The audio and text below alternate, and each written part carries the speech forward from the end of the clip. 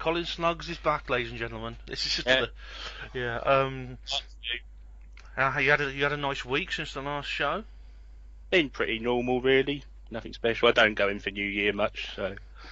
Yeah, fair enough. I noticed you've been active in the comments section in the comments And box. So. I find it quite amusing. I was called a troll in my own sort of video, or with half my video, so I found that quite amusing. But yeah, it was just quite a diverse bit of conversation there, so it wasn't too bad. Oh, cool. Yeah, no worries. I noticed you uploaded your own copy of our interview last week.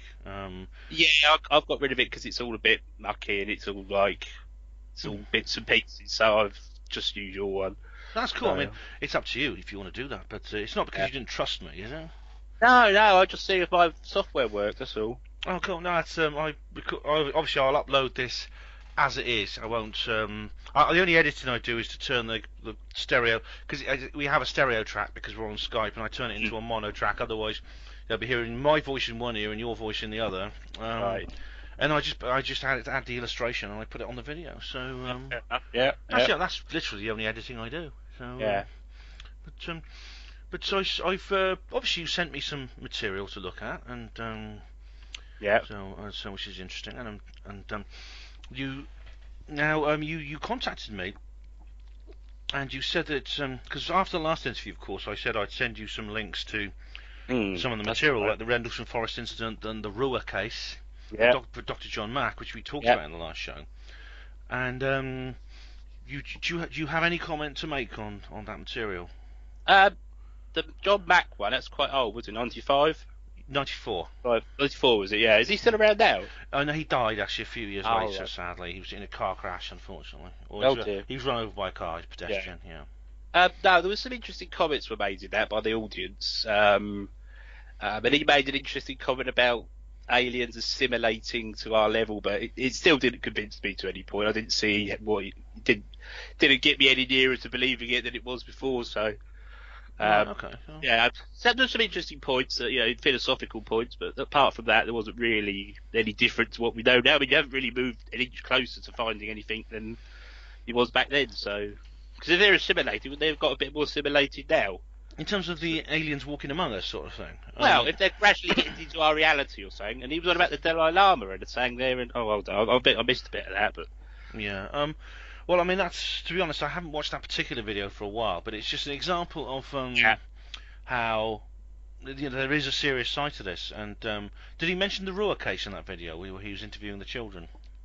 He did mention about that. Yeah, it's still not convincing enough, though. I don't think you would convince many scientists, to be honest. Yeah. What would convince you, interestingly? We had this conversation. Yeah, but I don't know, honestly. What's his name? Neil deGrasse Tyson. Yeah. You know him, though. Oh yeah. He says, why don't abductees? I mean, you might have seen the video. He says, why don't abductees grab a bit of alien technology? Yeah, I know. And then bring it to him in the lab, and then he can say, wow, yes, this is nothing man's ever done. That might be, if it was so advanced technology that we could possibly understand it, that may be good evidence, but. I mean, I've seen the video you're talking about. Yeah, you know what I mean. Yeah. And well, I mean, occasionally, if you're familiar with the work of Dr. Roger Lear, who's now sadly died, and Daryl Sims, he's still alive.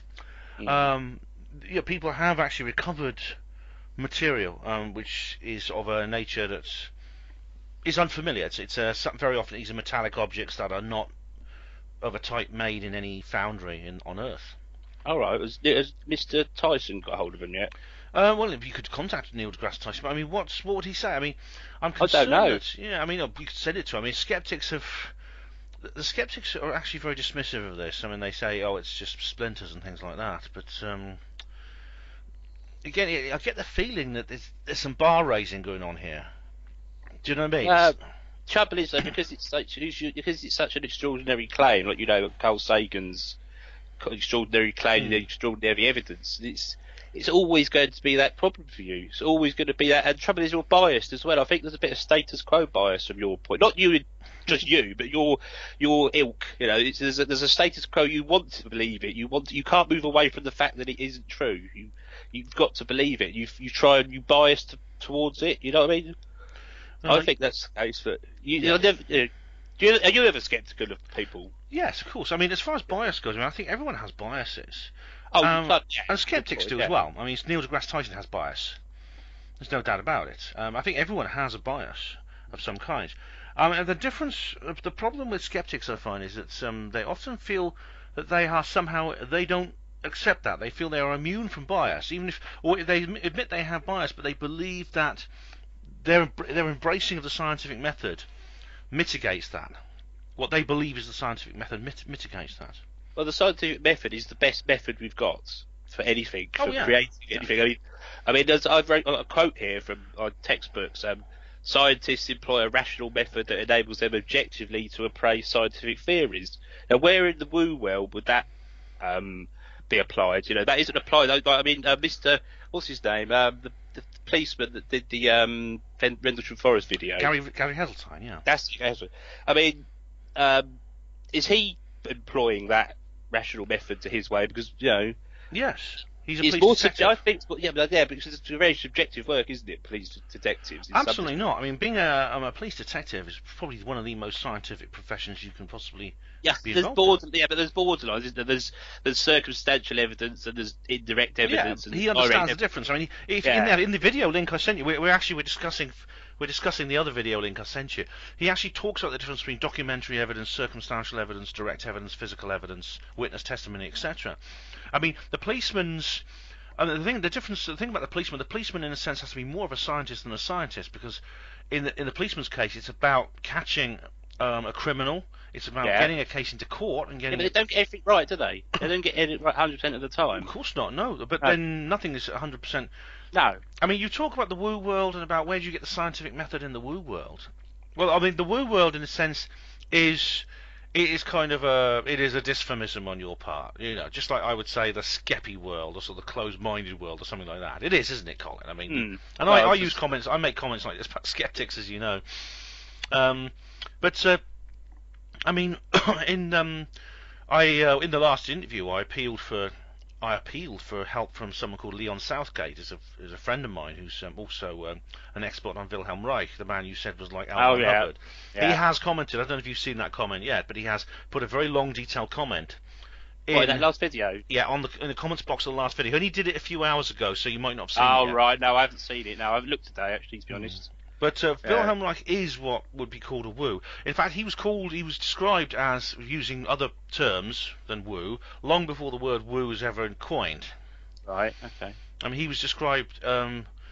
He's been described as such throughout his entire career, having been. It's semantics, really, isn't it? Words. But I mean, the fact of the matter is, he is a scientist. He uses a proper scientific method, and as Leon has described in his he gives you lots of sources of various scientific papers that have been published in various journals.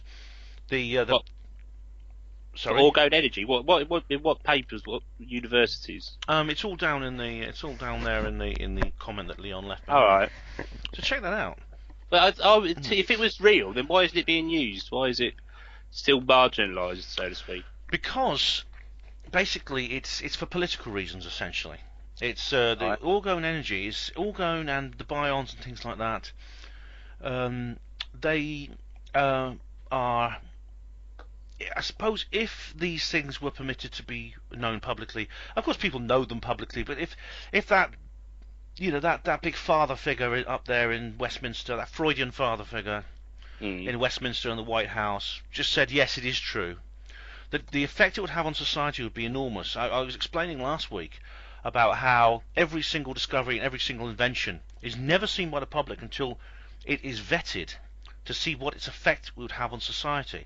And I talked last week about the various organisations that is provably the government employs, like the Tavistock Institute, the RAND Corporation. Can I ask you a question with something like that? Then? Do you know what the first internet message was and when it first happened? Where the internet was born?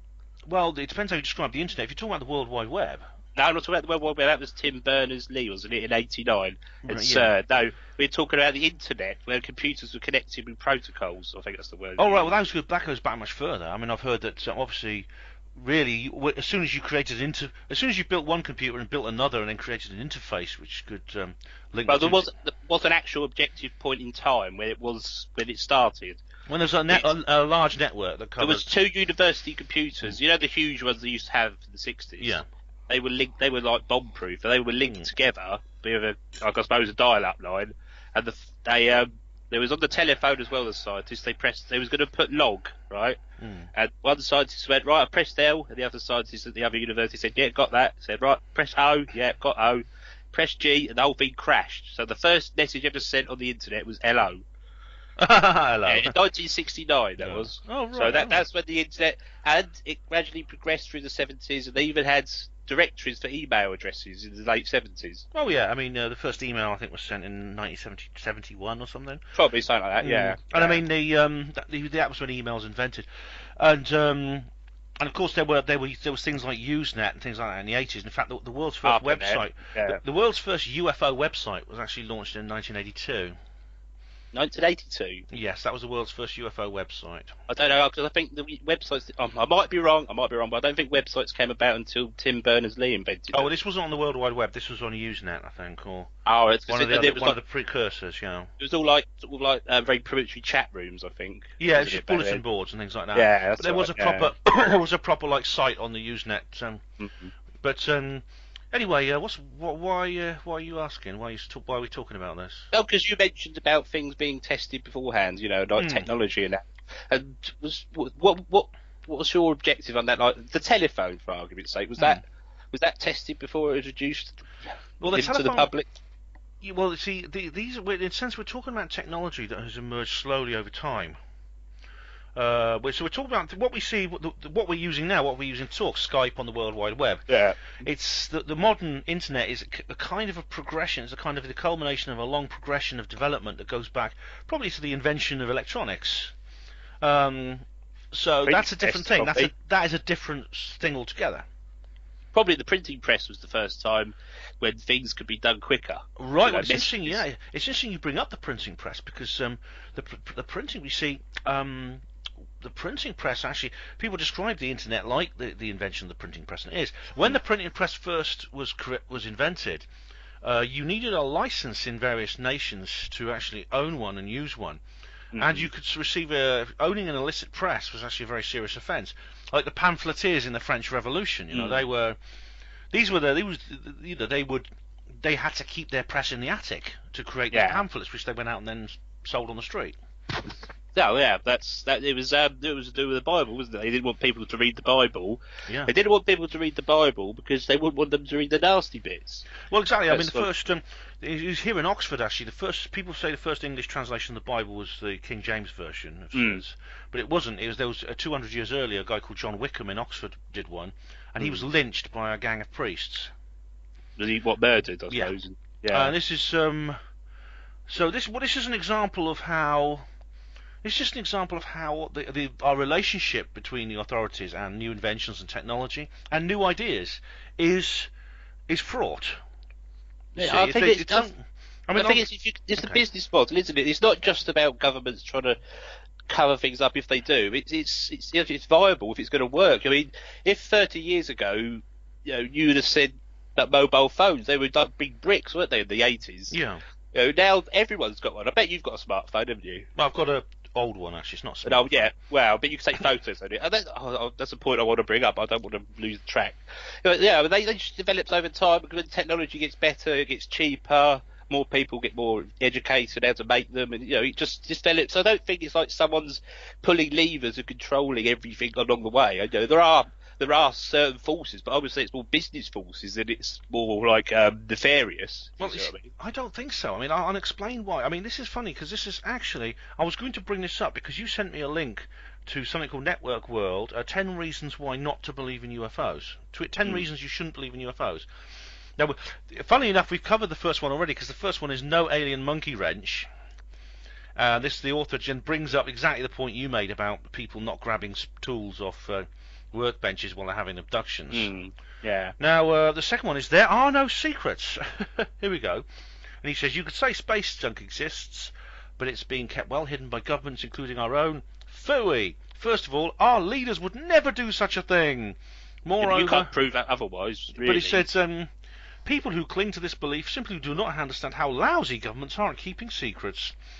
So he's saying two things. First, he says they wouldn't do it, and then he says they can't do it anyway. So what's the truth? Well, the interesting thing here is if these secrets, right, you and David Icke, etc., Alex Jones, for argument's sake, right, if these governments are so secretive, they're so nefarious, they're so evil, how come you know about it? How come they're so clumsy to give away so much information so that David Icke can write hundreds of pages of books? Well, because basically they do fail. They do fail to keep their secrets sometimes. Well, that proves the point, then, doesn't it? That the comment you just said about the aliens junk. Well, it's exactly, but it's not what this bloke is saying is that they're so bad at keeping secrets that they wouldn't even be able to. They wouldn't even be able to maintain this denial stance, which they do. That's what this guy's claiming. Secrets that David Icke can make a living out of it. Well, David Icke, the living that he makes, which is considerably less than he used to when he was a TV presenter, incidentally. Well, I don't know. Did you see his bank statements, Ben? I have, and I know how much. You've seen his bank statements. Yes, really? I have. Well, you can find out his business. I know you can find out his accounts are published online, and it's his standard practice for business. But it's based in Maidstone, his shop or something. Anyway, look, I'll come to that in a minute. But this guy says something else. I want to come up with something else as well, because the guy in the same point he says. Those in the media think that the media wouldn't cover these things up. Do you know how many journalists would trade in one of their own children for a scoop like this? And remember, the cover-up needs to have been going on flawlessly for generations to support this theory. Now, this is actually a point made by Slaxer in the comments box, because you've been conversing with Slaxer in comments. And he's made this point. And I've explained, I've actually just done an article on this. There's a guy called Dr. Roger, Rupert Grimes or Roger Grimes? Hang on, let me just check it. Here we are. This is in relation to your blog yesterday. Oh yeah, I know. I did one back in November. This is one back in November. Oh right, okay, but yeah. He talks about how he believes he's calculated how long it would take a conspiracy to last, and he says that the moon landing hoax couldn't have happened because it would have failed within 3.7 years. Right. A lie about climate change would have lasted 3.4 years. Vaccine autism conspiracy 3.15 years, and etc. etc. Now Dave Slaxer gives the example of chemtrails. Now it sounds very neat at first glance, but when you look at Dr. Grimes' system in more detail, you'll see that it misses out some vital factors. The method assumes that the people involved in the conspiracy fall into just two camps: active instigators who are willing and malicious, or completely ignorant innocents who would immediately spill the beans if they heard a peep about it. But real conspiracies don't work like that, I don't think, Colin. If you I think you have to give them their own merit, don't you? They're each different. Perhaps, but I'll give you an example. Compliance with these... the pressures are far more subtle, and they use things like the herding instinct, tacit subconscious agreements, veiled threats. This is why they employ psychologists, because they want people to be able to... I'll give you an example. A perfect example is the Manhattan Project. Do you know about the Manhattan Project? Yeah, the atom bomb, yeah. Detonate the first atom bomb. I saw this written on your thing. It was, Richard Dunn's, your mate, said about it, didn't he? That thousands of people found out, but they were going to find out anyway, weren't they? Because it was never going to be a secret forever. Well, eventually, yeah. But while it was highly classified while it was being produced, as the hydrogen bomb was a few years later. But the people who were making components, they were working in factories hundreds of miles away from each other. They were all working. Yeah, sorry, go on. So they were making components for something, but they didn't know what the other components were. They never realised what the finished project was going to be. That's how it works with lots of things, like But some of the aircrew who flew aboard the bombers that dropped the bombs on Japan at the end of the war, they didn't know what kind of ordnance they were delivering. And so they saw it detonate. Now, in fact, one of them actually was so shocked by what he'd just done, he deserted and ended up in a monastery. Right. Do you know about the Milgram experiment? No, it doesn't ring any bells. Right, the Milgram experiment is something extremely chilling. It's an extremely chilling experiment, which it just illustrates how the psychological world has been modelled. They have a room where there's a person is brought in and sat in front of a machine, and sitting next to him behind a desk is a doctor, or a man dressed as a doctor wearing a white coat. The doctor tells the man to press the first. There's a row of buttons. Yeah. He says, press the first button, and so the man presses the first button, and he hears this blood-curdling scream from somewhere behind a partition. And And there's behind the part. What's happening is, and he says, "What's that?" And he says, "Oh, you just gave an electric shock to a man behind the partition." Yeah. You've heard. I'll just carry on, just for the sake of the viewers who might not have heard of this. And he says, "Press the next button." And he says, "Press the next button." And the man behind this part screams even louder. Yeah. And then he says, "What happened?" He says, "You gave him a slightly bigger electric shock. Go on to the third button." And you keep going on. Every single time, the man behind the partition, who the subject cannot see, you could just hear his voice screaming in agony. He believes he's giving an electric shock, but the thing is, the person behind the partition is an actor. He's not giving it. There's no electricity going to this body. But in the end, this guy is pleading for his life, saying, "Please stop, please stop." And sometimes the subject will eventually turn to the man behind the counter and say, "Look, we better stop doing this now." And the guy behind the desk says, "This is the guy dressed as a doctor." He says, "No, just carry on with the experiment." And he says, and when you get to the last three buttons on the list are like coloured red or something, and he says, "Why are these buttons coloured red?" And he says, "Because those usually deliver a lethal shock. Now just carry on." And it's Stanley Milgram, the guy. He expected about 2/3 of the participants to actually refuse to continue with the experiment eventually. Yeah. But apparently 98% of them did. 98%. They were told to by a man dressed, an authority figure, a man dressed as a doctor, was telling them to do it. Yeah. And this is how conspiracy. This is what Dr. Grimes doesn't take into account. And this is what Dave Slaxer doesn't take into account. And this is what I think you haven't taken into account either. This is conspiracies don't work in such a simple way. But I said that they all got the different merits, haven't they? Every conspiracy is different, so they've each got different breakdowns and different components and different parts and different expertise to them, haven't they? So but I wanted to bring up something with this. You were just talking about the atomic bomb over Japan. Yeah.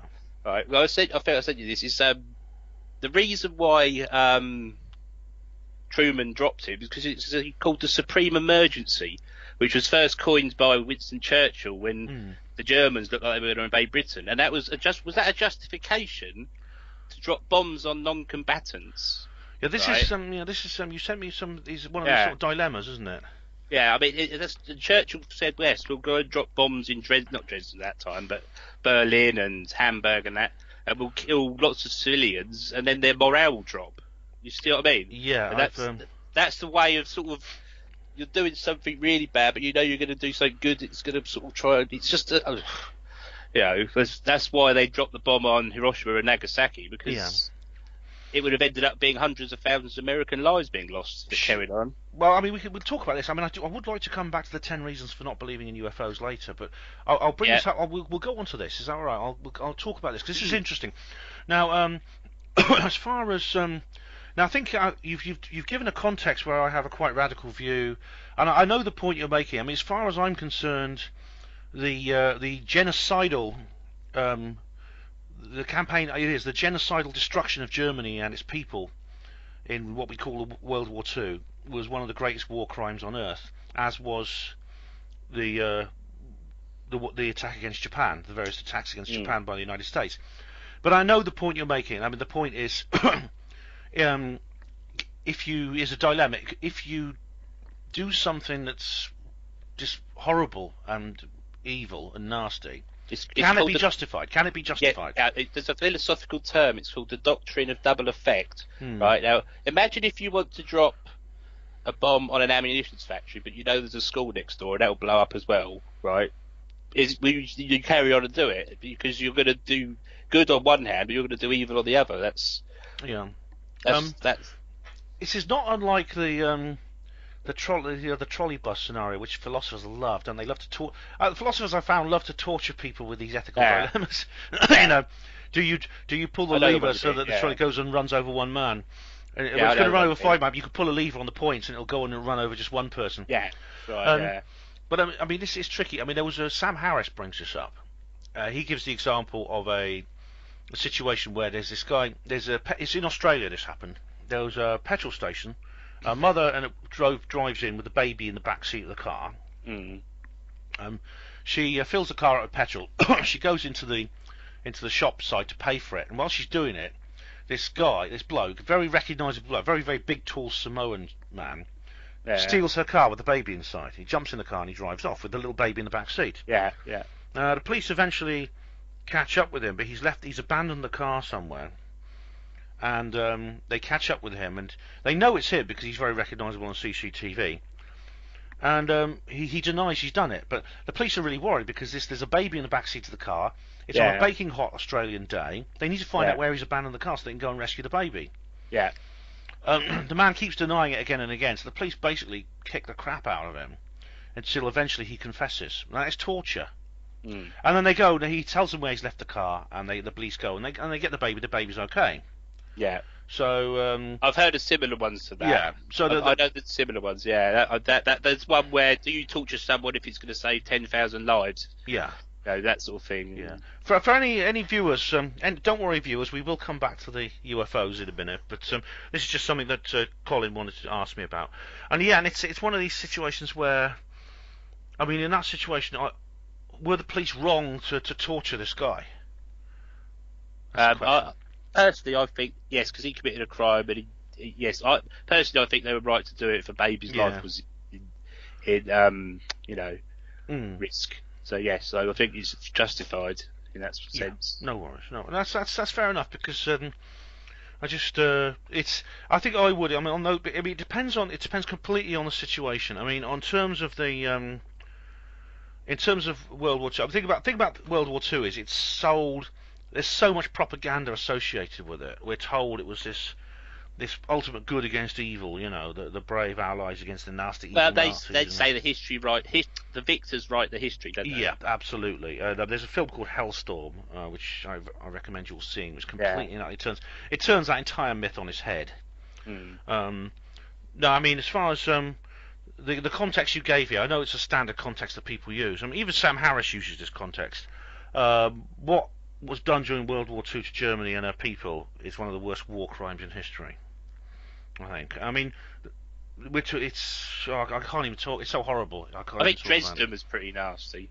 Dresden is actually the most famous, but it's just one of all the major cities in Germany were basically reduced to rubble. I mean, I know a guy. I know a man I know. He's just died actually. A guy I know, the guy called Jack. I made a video about him.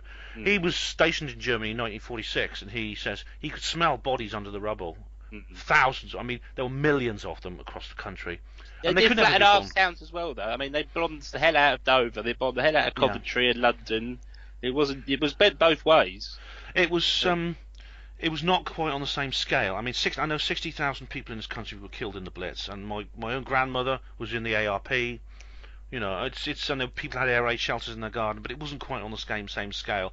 I mean, I look at pictures of like aerial shots of Germany at the end of the war, and I can hardly believe that no nuclear weapons were used to create that kind of damage. It's incredible. The firestorms, and also the primarily for the Red Army in the East, the abuse of the people, the abuse of women, the murdering of people randomly, and things like that. By the Red Army. Yeah. It's a horrific war crime, but that's another conspiracy. But you also wanted my views on evolution. Yes, that's right. Yeah. Right. Yes. Yeah. Are you a cut and thrust Darwinist? Well, didn't you realise, Colin? God created the Earth in 6 days. No, I'm not. I do believe Darwin is correct. All right. So Richard Dawkins can breathe again. However, I don't believe the Earth was created in 6 days. I'm not a young Earth creationist. However, have you seen the videos made by the Discovery Institute on intelligent design? I haven't. I don't think. No. Yeah. I'm afraid that is something I'm open-minded about. What, intelligent design? Yeah, I'm open-minded about intelligent design. I don't equate it to. I mean, this is the thing. Dawkins and the others go crazy over this. I mean, I've never seen Dawkins so angry when he's talking about this. He equates it to the same as talking about Noah and the Ark, but it's not. I had a look through this video. I mean, I watched the propaganda piece on BBC Horizon, and I looked at the video. And the video, it essentially, just to explain for the listeners, the intelligent design is the idea that some biological, some areas of biology can only, and some people extend it to physics and cosmology, can only be explained by a designer. In other words, God. That's no, a suggestion of God. You know, I'm not. I'm a Big Bang. I'm pretty convinced the Big Bang was how it all started. Well, yeah, I mean, the Big Bang happened. I mean, they've actually discovered. I mean, Wilson and Penzias, Wilson and Penzias discovered the radiation from the Big Bang. And it was exactly. They thought it was birds back at first, didn't they? Yeah, they thought it was pigeons. Yeah, and they shot the pigeons. No, so what are you like a deist, like Thomas Jefferson? Then, like you think God started it all and then sat back and let it go? I don't know. I mean, I don't know if I'm. Actually, I'm not a religious person in the sense I don't go to church or anything like that. I don't. You must have believed it all when you were religious. Well, I was a Catholic. I'm from a Catholic family. My parents brought me up very liberally, and I chose not to go to mass. But when I was 17, I decided to start going to mass again. But I lapsed very quickly after that. Do you know the Epicurus quote about God? What does it say? Is God willing to prevent evil but not able? Then he is not omnipotent. Is he able but not willing? Then he is malevolent. Is he both able and willing? Then whence cometh evil? Is he neither able nor willing? Then why call him God? Yeah. And that is probably the best statement against religion. And that was written probably 2,500 years ago, roughly, in ancient Greece. You never heard that one before? I have, actually. I've seen the video. Oh, yeah. There's actually there's several documentaries in which... There is. What's his name? It's a bloke. The guy from... Yeah, the actor who reads Jonathan it Miller. out. Jonathan Miller. Jonathan Miller's the presenter. That's right. And Bernard... What's the name of the actor? I can't... He's Liverpudlian one. Yeah, he's in Boys from the Black Stuff. Yeah, that's right, yeah. He plays the king in Lord of the Rings, King Theoden. Yeah. But, yeah, Bernard Lee, I think it is. Yeah. But he reads it out, yeah. Yeah, I think that was a very good quote to say, because I don't think there's much comeback on it, really. No. Because it covers every angle. Yeah, I mean, this was made, like I say, 500 years before Christ, and yeah, almost 1,000 years before. Thing is said though, I mean, the ancient Greeks, I think they were more polytheistic, weren't they, than monotheistic? Yeah. They had they believed in Zeus and Pluto, Mercury, all the different gods and that, and then the Romans turned it into the Roman Catholic Church, and that's when we had 1,000 years of misery. Although they were polytheistic, yeah, but they still had atheists and skeptics in ancient Greece. I mean, of course they did. It was probably there's and in all over the world. I mean, the idea of atheists and skeptics actually can be found in the ideas of atheism and skepticism go back a long, long way. And I mean, a lot of it was destroyed, you see, unfortunately because of the Vatican and everything. A lot of atheist and skeptical ideas from the past were destroyed. I mean, there's snippets that show that in ancient Greece and Rome there were people who using the same language as Dawkins and Randi. I mean, there's several of the people I mentioned in my own Skeptic lecture, which I did at New Horizons St. Anne's. The chap from ancient, what's his name? Lucian of Tarsus or whatever. You see, if Constantine hadn't adopted the religion of Catholicism and Christianity, there was 1,000 years of Dark Ages, really. Because from then up until like Galileo or Copernicus, there was nothing really. It was all just the only educated people were the leaders and the monks and the priests and that. Everyone else was illiterate, weren't they? Yeah, I mean, how far might we be ahead now if that medieval dark years hadn't have happened? Well, yeah, I mean, there's this talk about the Gates of Vienna thing where it was hoped that basically if the Crusades had gone the other way, then the Baghdad ascendancy would have come to Europe like 500 years before the Enlightenment. Yeah, and it could be brought by the Muslim culture, which is much more open to science than the West. Christian West. I mean, I don't know. I mean, it's this alternative history sort of thing. I mean, that's what I specialise in my new book. But that's one question I've never asked. I was going to ask about that because we sort of mentioned Roswell twice, didn't we? Because New Mexico, right? Roswell was in New Mexico, and the bomb when they first tested the Manhattan Project bomb, that was in. And so you had this little thing a few weeks back where you said you could get into America without a passport. Well, let's just do one thing at a time, because we're just getting ahead of ourselves then. Oh, no, right. But okay, I know Paul Armstrong will be very much waiting for the answer to that one. But on the subject of religion, I mean, I said I'm a lapsed Catholic, I'm not religious. I actually don't think it's implausible to suggest that the universe is being so huge and so complex in the ways that, as J.B.S. Haldane said, we might not be able to understand. It may be beyond our ability to understand, it's not inconceivable that such an entity has developed some kind of intelligence that is convenient to call God. However, what I do think is, I mean, this is why I would say I'm that old cliche, isn't it? Spiritual but not religious. But I am. I mean, because I believe that if that's the case, then the religions of this world, which all only exist in their present form for the last few centuries, don't have any idea what this intelligence is. Well, they've got no nearer to it than they have when they first started out. Yeah. Well, the religions are the religions as I know from our conversations on the forum, I believe were created by the power elite. I mean, they contain a lot of sort of sun symbolism and things like that, especially Christianity. Yeah, but you can see why the sun was worshipped, because it was a giver of life, wasn't it? It was crops grew and you couldn't live without it. You know, if the volcano went off, the temperature dropped, they all died. Well, yeah, I mean, it's not a coincidence that we have a saviour God, Jesus Christ. We have a saviour God who was born to a Virgin Mother on the 25th of December. There's a reason for that. Other religions have it. Don't they? Yeah, because if you go through history, there are all kinds of deities, saviours that came down to Earth and lived among us as humans. What's their name? Isis. There's Isis, there's Horus, there's there's Baal, there's Mithras. All of them. The stories of their birth are exactly the same. Can I explain why I think people sort of had these sort of looks towards religions and gods? Because they didn't have science to explain it.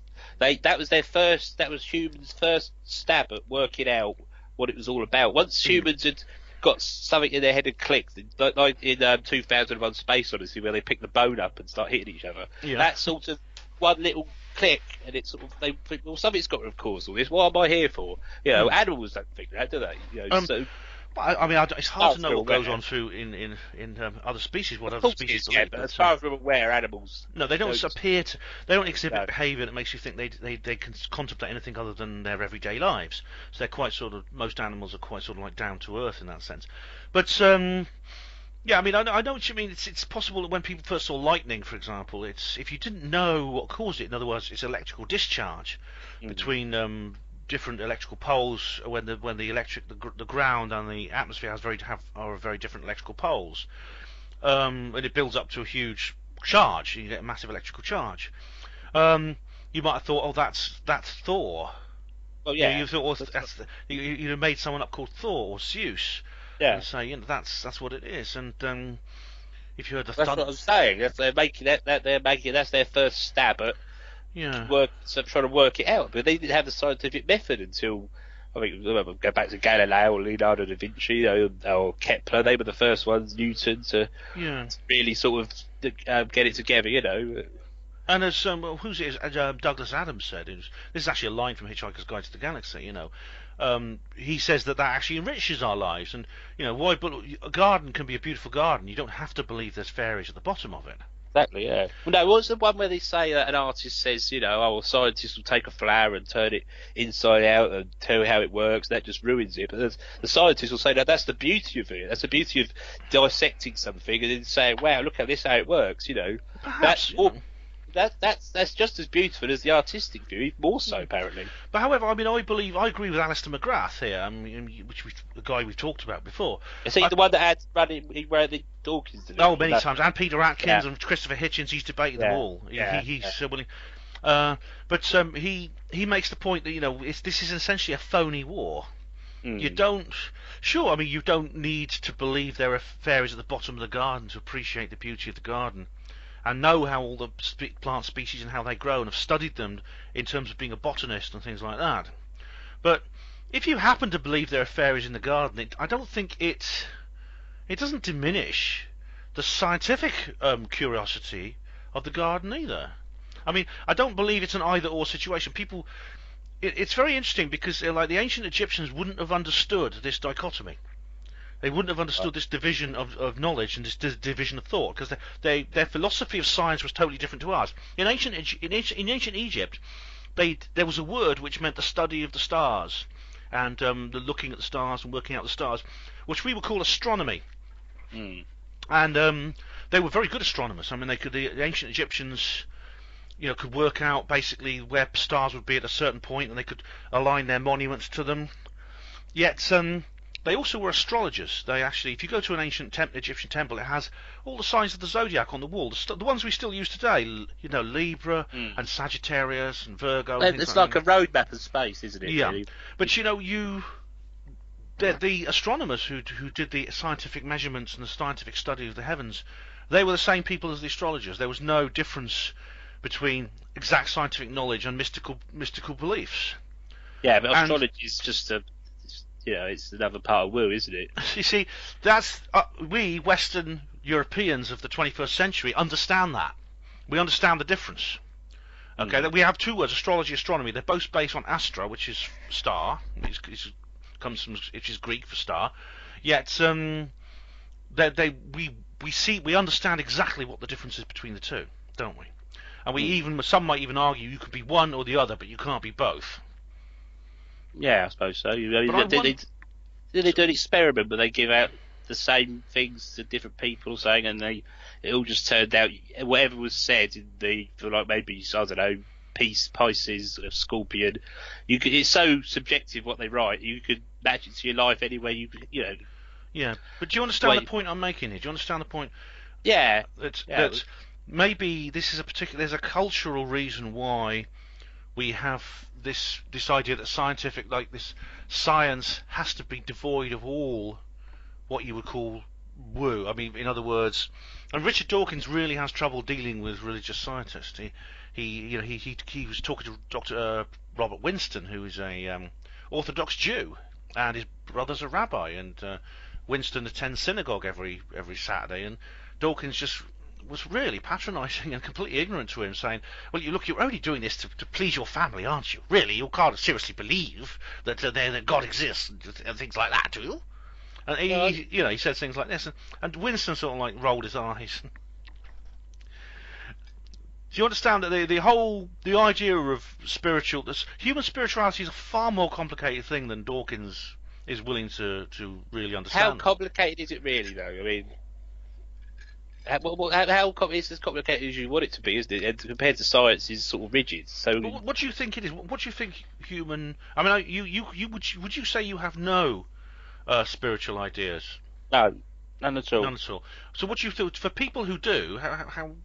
Nearest I get maybe to a spiritual experience, and I don't even want to call it spiritual experience, is listening to music, but that because the music actually exists, doesn't it, objectively? So it's the vibration of air. So the music literally is simply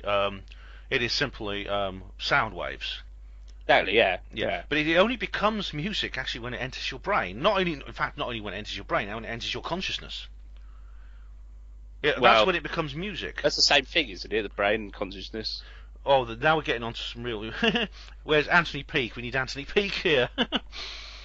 I mean, we can change the subject to talk about consciousness if you like, because I think this is a. Well, there's no. I mean, no one's pinned it down, has there yet? No. I mean, if I had to put my bet on it, I would say that maybe in 50 years, 100 years, some neuroscientists will say it's this part of the brain that does it. It's these neurotransmitters. It's this chemical that does it. Yeah, that'd be it. I think. I mean, I can't see what else it could be. To be honest with you. Well, this is the problem, because really, looking at this bit of the brain does it. There's this part of that's in a sense. Brain works. But that, in a sense, is knowledge we ought to already have, because for over 100 years people have been poking and prodding the brain and done a lot of excellent work in working at how it actually functions.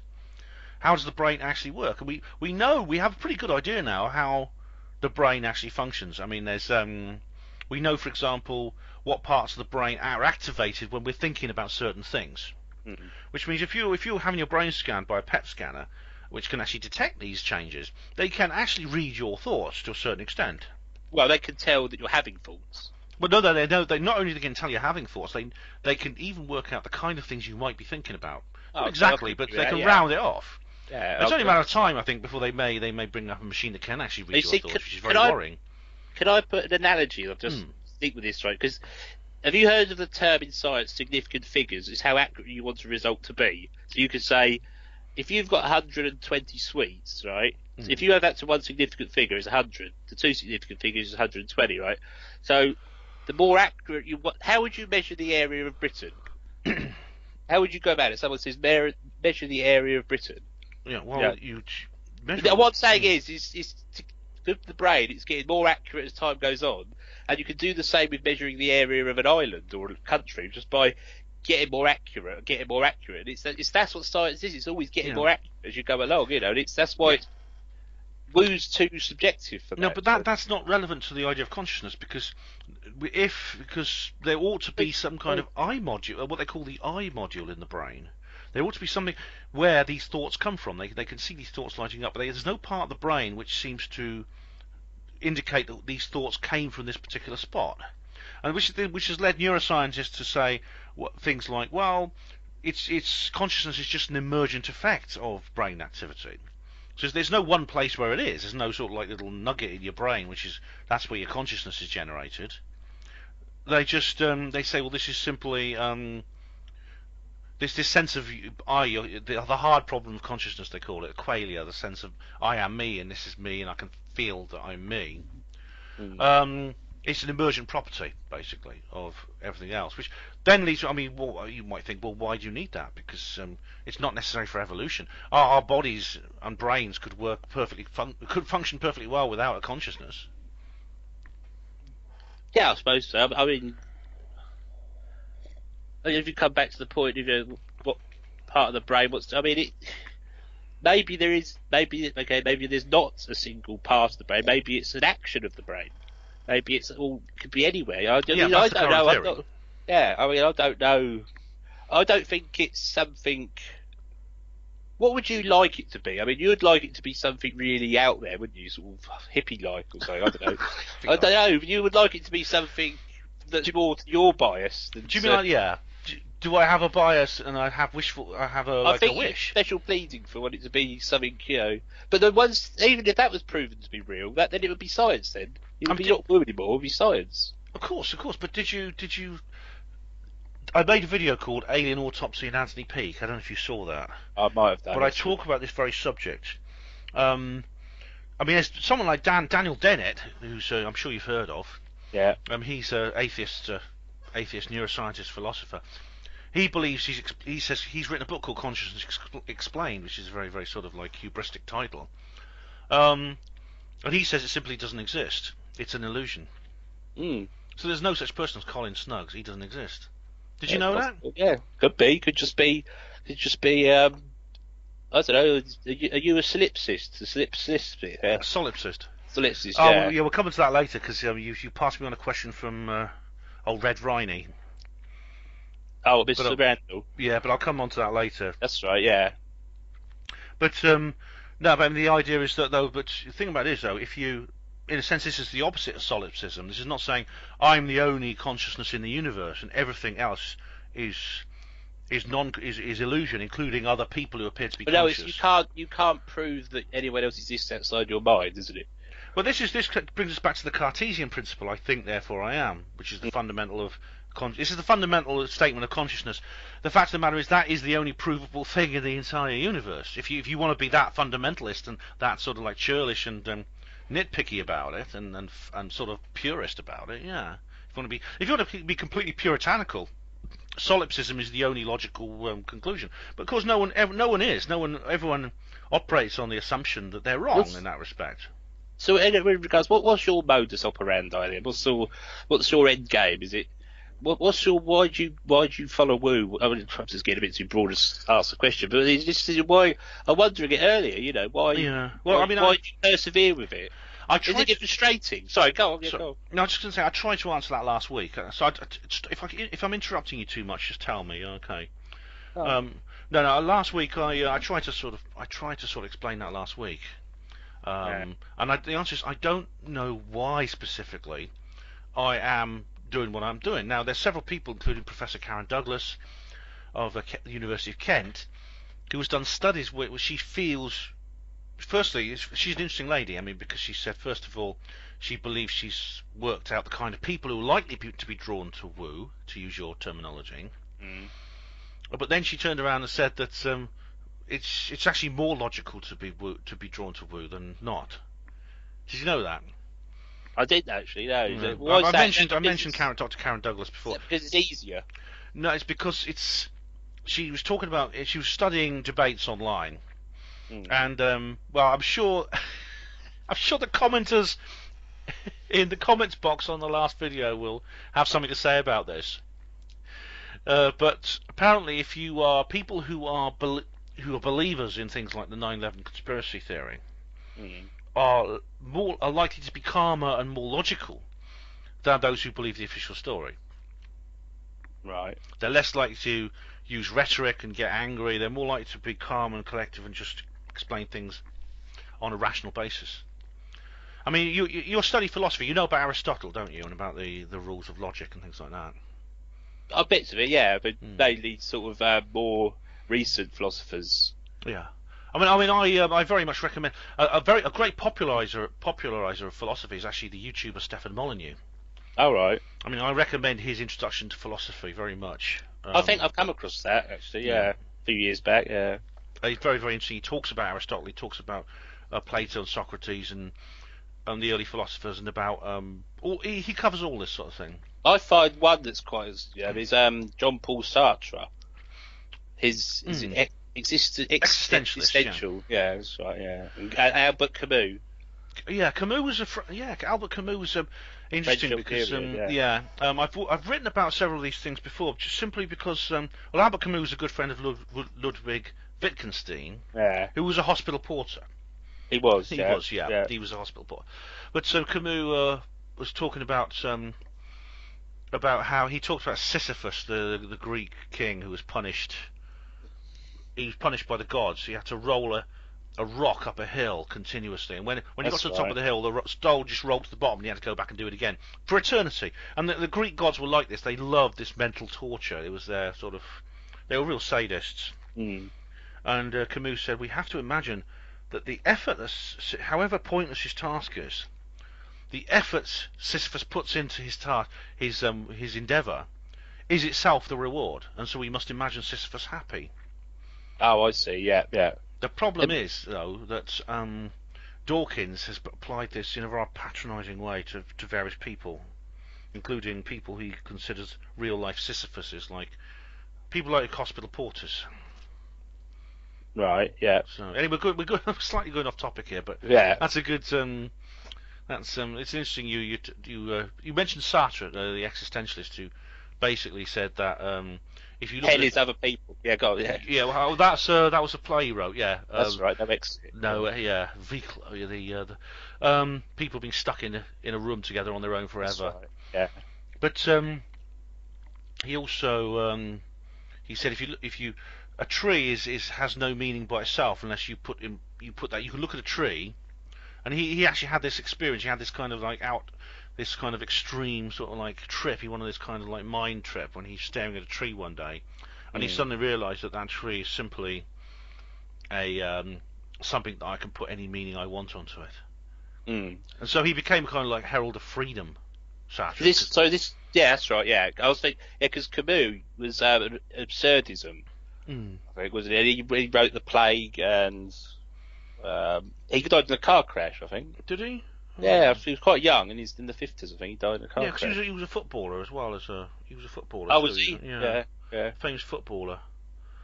But I mean, I haven't looked into that. I have not looked into Camus in detail with it. Wittgenstein I've looked into a lot because he's very interesting because he deals with language a lot. So you read his book? It's one of the hardest books ever written. Tractatus Logico Philosophicus. Is this Wittgenstein?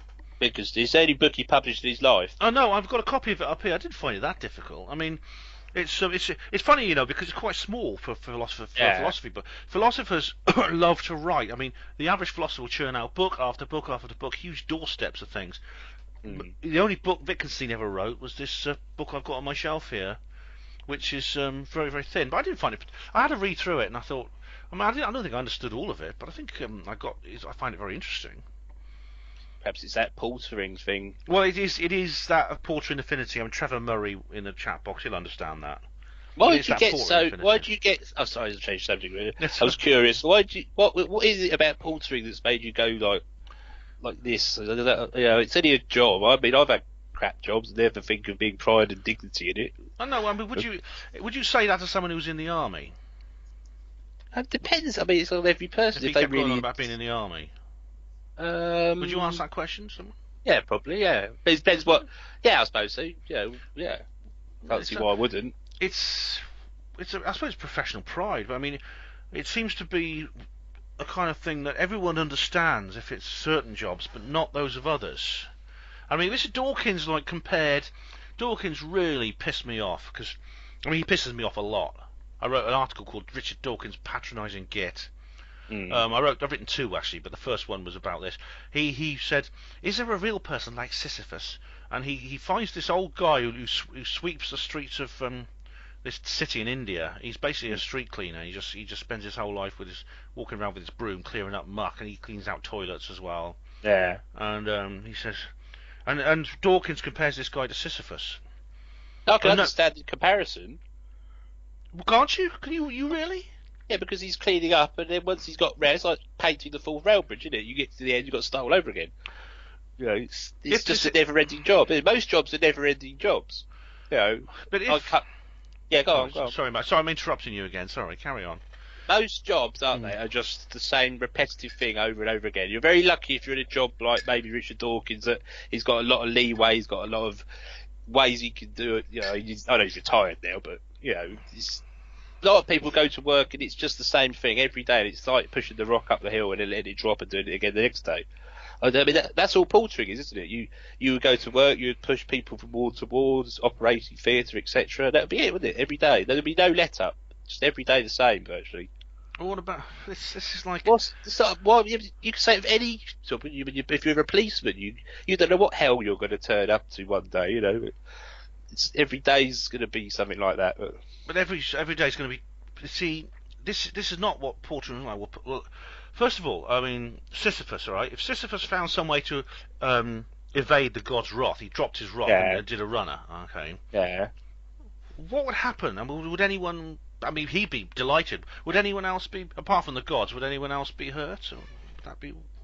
I don't know any more than what... If that's his punishment and he goes against it, then it's like escaping from prison and having to go back again, isn't it? Well, the thing about Hori Lal, this person that Richard Dawkins was shitting on, if he dropped his broom and decided, I'm not going to do this anymore, then his home city, Varanasi, before long it would very quickly become buried under a mountain of its own waste.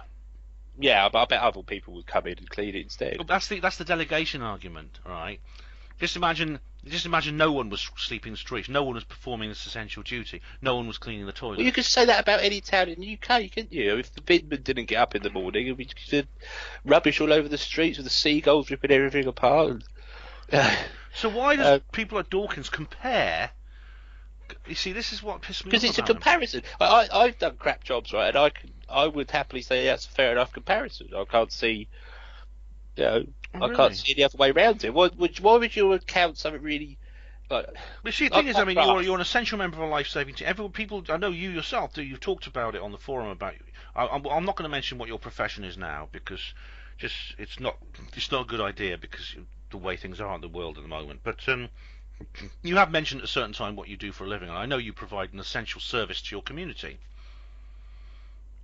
don't you? I mean, yeah. Well, yeah, I have done. Yeah, yeah. Yes. I suppose the only thing you could argue with the Rock is that it's actually like it's being on a treadmill, isn't it? It's pointless exercise. Yeah, it's pushing up and getting it down again. But if there was something getting out of it, like you was getting some power out of it, electricity, then it might be useful. Then, mightn't it? Yeah. But the point I think we're talking about here is that hospital portering, for example, was actually I found it very exciting. It had its boredoms. I mean, it had its boring days, it had its boring elements. But then you could say that about being a space shuttle pilot.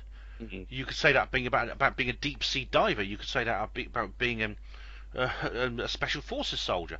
I mean, all jobs have their element, but these elements of boredom. But I mean, I just find it really, really sad. I mean, maybe it's a product of our age because, funny enough, I mean, even it's funny enough because even in olden times, for instance, in days of when we had an aristocracy and this attitude didn't exist. I mean, the lords and the manors and the landowners and the kings and things, they understood this. They understood the necessity of all their subjects.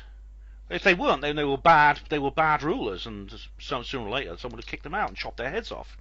Yeah. It's only really in the modern world that we have this idea, this myth, this idea. So it's a very strange sort of paradox, really. You know what I mean? There are lots of paradoxes. Yeah. We're supposed to be all equal now, yet in a sense we have more contempt for each other than ever before as a society. Do you know what I mean? Yeah. It's a tough one, isn't it? Depends what you're a right-wing anarchist, didn't you? So. Well, I mean, that's what Riney calls me. Well, Riney you called yourself that. No, Ryan's right. You called yourself that. I am interested in anarcho-capitalism. Yeah, I'm drawn to the idea of anarcho-capitalism. I have been since I've been reading Ayn Rand. That's the traditional way you go about it. Yeah. But I mean, I am interested in anarcho-capitalism. Yeah, I think it's a system that could well work. Anarcho-capitalism, yeah. So that's your on an economic level, just simply on an economic level. Is that different to laissez-faire, or how you pronounce it? No, it's laissez-faire. It's the same thing basically. Same thing. Is that like a Victorian sort of let it happen, isn't it? So yeah, I mean there was a lot. You're always going to get a lot of losers in there. You're going to get a lot of people that are going to be poverty-stricken because the welfare state would be dismantled. Things like NHS would be dismantled gradually. Well, that's happening You'd now. end up with that kind of sort of political thought that would end up being terrible, really, in the long run. I think it's Thatcherism gone squared. It's just... I mean, this is a complicated business. So we're sort of switching subjects too quickly. I think. Are you you're gish galloping me, Colin? You're gish galloping me. Probably am now. You said you sent me an email where you said I don't want to get gish galloped. I did, yeah. No, gish galloping. We should explain. Gish galloping. There's a guy called Dwayne Gish. I think is he a young Earth creationist? What is he? Or flat earther or something? Something like that. Yeah. I'll just look up what he does. He's called Dwayne Gish. Let me just look him up. Hang on. Well, essentially, what it is, you just keep pummeling the opponent with more and more stuff that they can't keep. He's a polemicist member of the creationist movement. Yeah, he's a young Earth creationist. And what he does is he and this is one situation where Dawkins is absolutely right. He will, in a debate, just immediately launch into about 10 or 20 different points. No, I haven't done that. No, I know you haven't. No, but we're sort of, but you're not like that. No, but Gish, the problem is you can never ever refute these points. So therefore, well, now you know how it feels to be a skeptic. Well, I mean, this is something which I sympathise with the skeptics because this is a guy who believes in God created the earth in 7 days, and.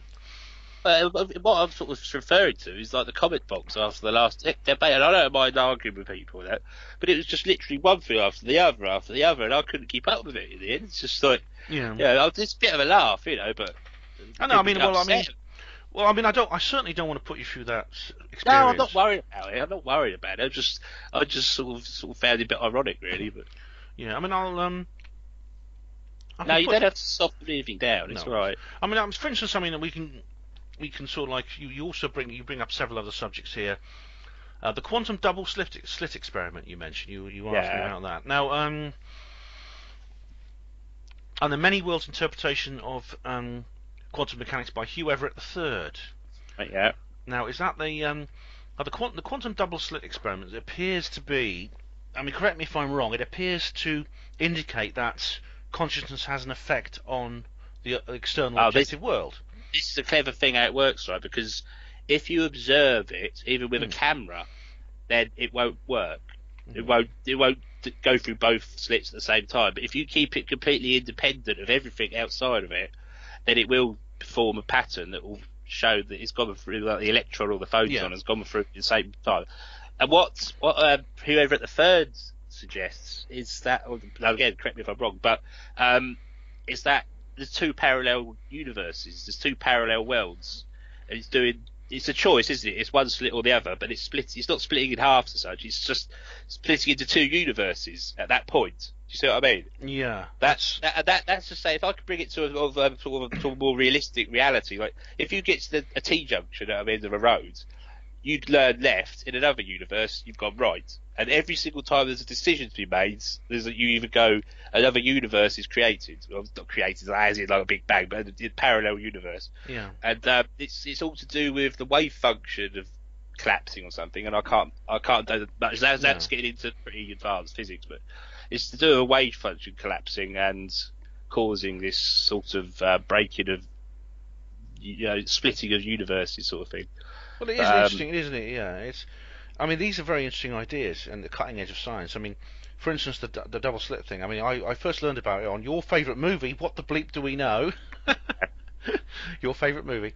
The photon, or whatever, is a particle. Like it's always shown as like a little ball, isn't it, flying through the air?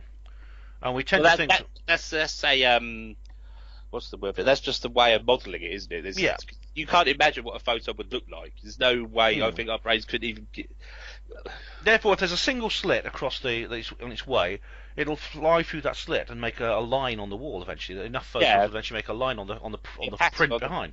Pattern, yeah. But if you put two slits in there, you think, well, the particle can only go through either one slit or the other, because you imagine it as like a macro thing of a little ball, like a little ping pong ball going down towards these two slits, and it goes through one or the other.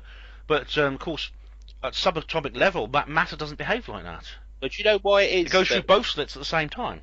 Do you know why when we observe it, it doesn't go through both slits at the same time? The reason is because there's photons that have hit our eyeballs, and we're looking at it, are affecting that photon. So it's like a game of snooker, but with photons, if you know what I mean. It's like you're affecting it because the light's hitting your eye and hitting that, because you're looking at it. So same with electrons. It's if you just put it in darkness and fire one photon every second, say, then you could do it. That's how the experiment's done. But as soon as you observe it, even if you observe it with a camera, it still won't do it unless it's done completely in secret behind black walls, whatever they do it. Yeah. Actually, that's really quite. See, that indicates something very, very fundamental about the universe.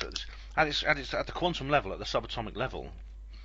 It's not like the matter we see. I mean, the matter we perceive is totally works by totally different laws of physics. It's almost. Well, it's quantum mechanics, isn't it? It's like Einstein's relativity was the macro. Yeah, it's Newtonian mechanics, because Newton, he worked out like if it was Newton who said it would say like throw a ball down there and it'll keep going until it hits something else. Yeah, something will keep going until another force acts upon it. Yeah, and we always think, well, you get that ball as small as you can. Eventually, you get a single atom. Yeah. But then eventually they say, well, could you get it any smaller? Well, cut the atom, take the particles out, and we'll do that. And people think, well, they'll behave the same way, but they don't behave the same way. Those subatomic particles behave totally differently. Well, that could be down to the forces that are holding them together, because that's like the strong nuclear force is the most. I think it pound for pound, it's the most powerful one, even though it affects so really tiny. Whereas gravity is the weakest one, pound for pound, but it's the one that's most expansive. Yeah, I mean, we've got to. I remember we saying we were going to talk about free energy, weren't we? Yeah, but free energy. Yes, I want to bring you up on thermodynamics. Yeah. But about Louis just mentioned the many worlds interpretation, because that is something that's really come back into science lately. Because you have M theory, where they talk different membranes and things like that. Can I give an interesting fact about Hugh Everett III? Yeah. He died in, I think it was 80 or 81. He was a heavy drinker, a heavy smoker. He died pretty young. One of his last jobs was calculating how many people would die in an atomic blast for the government. No wonder he used to drink heavily. He died in his sleep, and in his will, he said he was a complete atheist, up through and through, 100% atheist. He said to his wife in his will, he said, "I want my ashes chucked in the garbage." Yeah, I heard about that. Yeah, and she did. Eventually, she did do it. Yeah, she chucked it in the bin. So they got his wish. So anyway, it's very interesting. I read books about him. He's quite an interesting character. But it could have been because he had quite an optimistic vision of the universe. Because he essentially maybe he felt immortal because he knew that in every single cause of his death in another universe would not exist, which in a sense means he could never die. Now you're coming on to a very interesting one. You've heard of Max Tegmark? I've not heard of him, no. Oh, he's a Swedish physicist. No, it's a bit hard to explain. It's called Quantum Immortality. It is a book written by Marcus Chown. You heard of him? No, he's a physicist. And it's all about that you always keep dodging death. Somehow you always dodge death because you go into another universe where you survive. But it's a bit. I can't really. I need to read up on it to be able to explain it fully. But now, it's interesting anyway. Yeah, go on. Yeah, I was going to say we should we get back on the should we bring up free energy? Can we go free energy versus thermodynamics, please? Yeah, sure.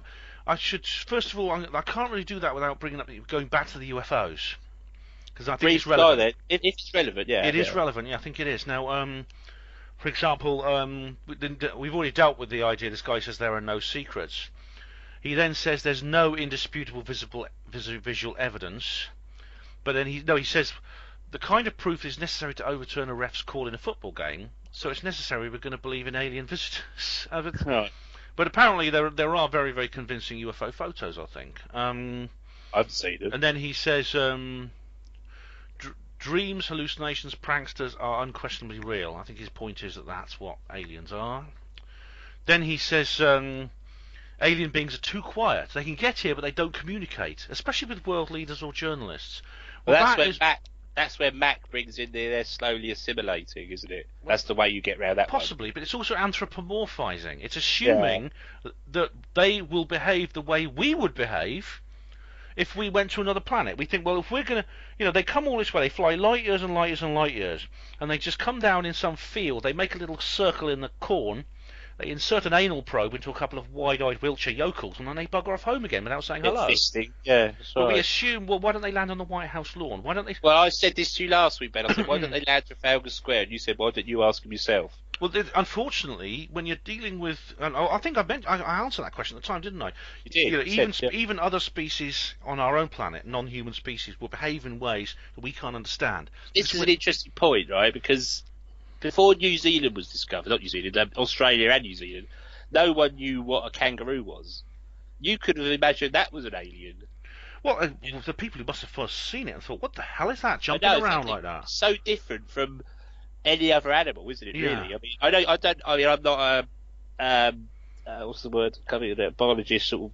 I don't know if there are other marsupials in the world. There might be, but there's some in South America. Yeah, the South America, yeah. So, but yes, but I mean the kangaroo, the big ones, the huge, they're big lads, aren't they? Mm. It must have been quite a shock to see them for the first time.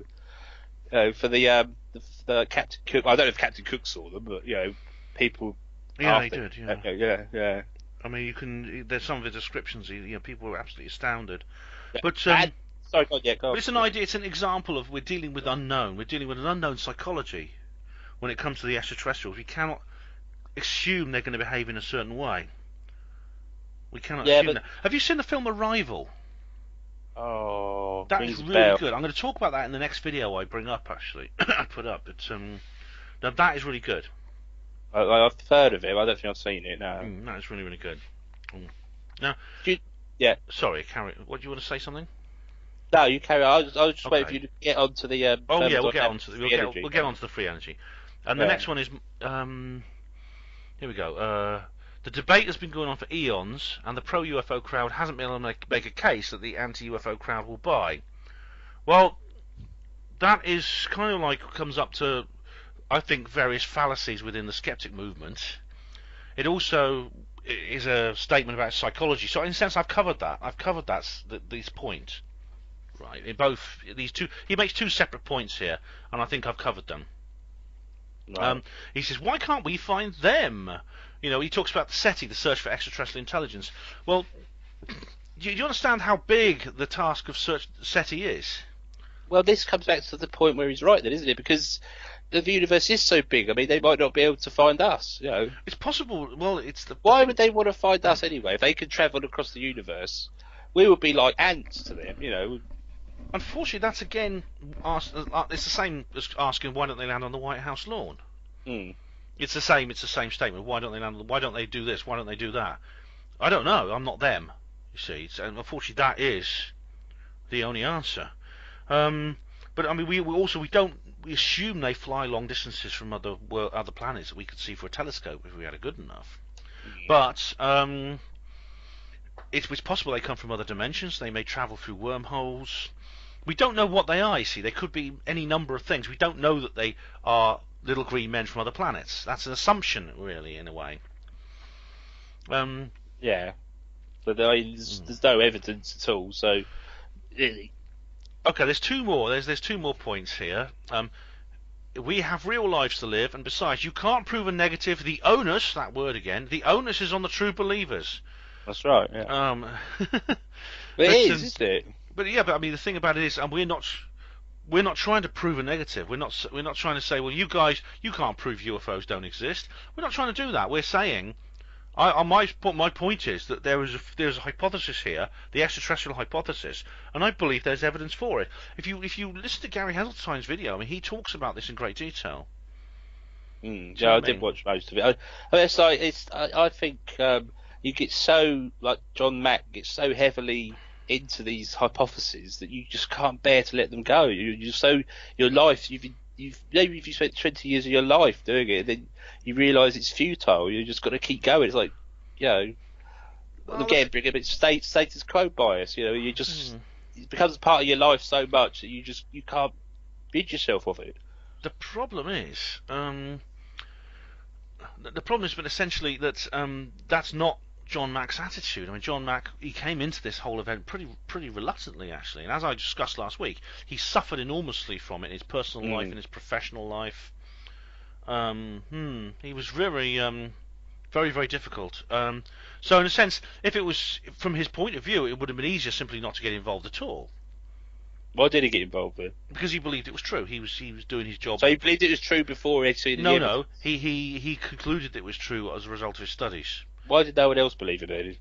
Well, for the reasons we've already discussed. It's culture, it's mass psychology, it's what's considered sane and insane normal within the window of acceptability, and it's also the fact that John Mack, they knew anyone who agreed with him would probably end up the same way, in front of the board explaining why he shouldn't have his tenure cancelled and be kicked out onto the street to sell the big issue.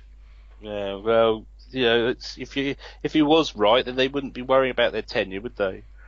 If he was 100%, if he was, I don't really know what to say, but he's wasted his last quarter of his life wasted. Well, we come full circle now, colleague, because you've made that point before, and I've discussed it before. I've said why I don't think. This is the trouble with things like that. These subjects, they always do eventually come full circle because you never actually get anywhere. I mean, how? Oh, I believe I've explained it. I believe I've explained what I think. Okay, you've come full circle. You believe you've explained it. Let's move on to free energy and thermodynamics. I want to bring up a thermodynamics thing. Okay. Because you said, I'm sure you said to me maybe a year ago that you could debunk the 4 laws of thermodynamics. I don't remember. Was that on the forum? I think it was. Yeah. I wouldn't be able to pick out the thread, but I'm sure you said you could, or you have done in the past. So, how would you see thermodynamics, entropy, the law of conservation of energy? How do you see those? Well, it's the transfer of energy through the system, from one system to another. You got there's a way of there's like a joke sort of quote. The laws of thermodynamics. You've got one. You cannot win. You have to play the game. You cannot win. You can only break even. You can only break even at absolute zero. You cannot reach absolute zero. So that's the sort of our lives. We're constantly. You can never. When you have a system, you can't. If you drive a car along the roads with 10 gallons in it to start with, when you get to your destination, you don't find there's 12 gallons in the tank, do you? There's going to be 8 gallons or so. You're always burning energy, whatever you do. That's where you get entropy, which you get something that's ordered. You've got a lump of coal, this is all ordered. You put it in a fire and it goes up in smoke and heat and light. And then you can never get that lump of coal back to how it was before because of entropies. It's just, entropy is the measure of disorder, So, and I think it's Peter Atkins said that once he explains the first law to his students, when he explains the second law, he says it's the most liberating known to mankind.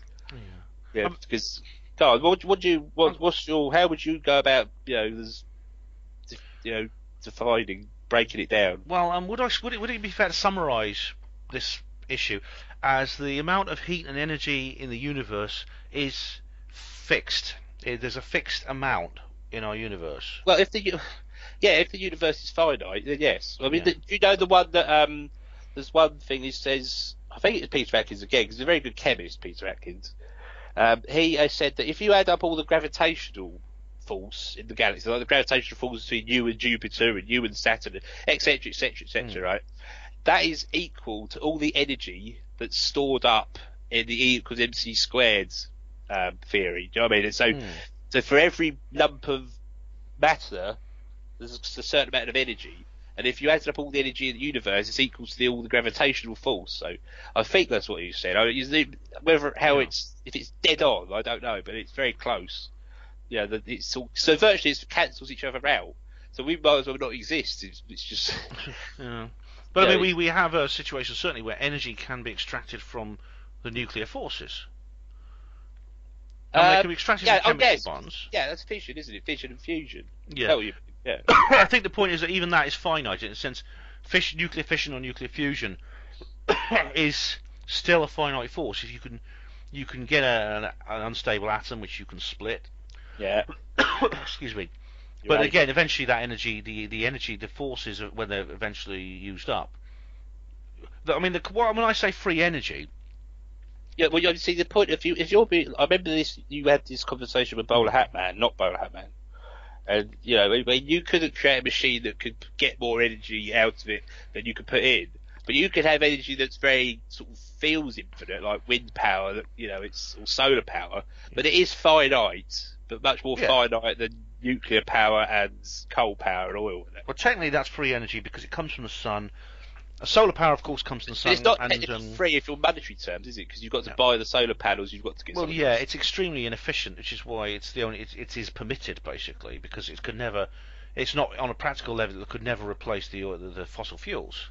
So you're a free energyist on the fact that, like, yes, you can have free energy in inverted commas with solar and wind. Yeah, and tide, wind is also caused by sun indirectly because wind is a product of different heating. The sun heats one part of the earth, it warms up, the atmosphere shifts as it expands. Yeah, but like I say, that will go on forever and ever until the sun disappears. Exactly, and wind is also infinite in that respect. I'm curious as to know whether you're one of these people that thinks there's a box built somewhere in the back of Kansas and it's producing more energy than you put in to begin with. Well, I've been looking into this. I mean, the skeptics, I think, very mischaracterised the scientific work going into this, and the engineers and the engineers who actually work on it.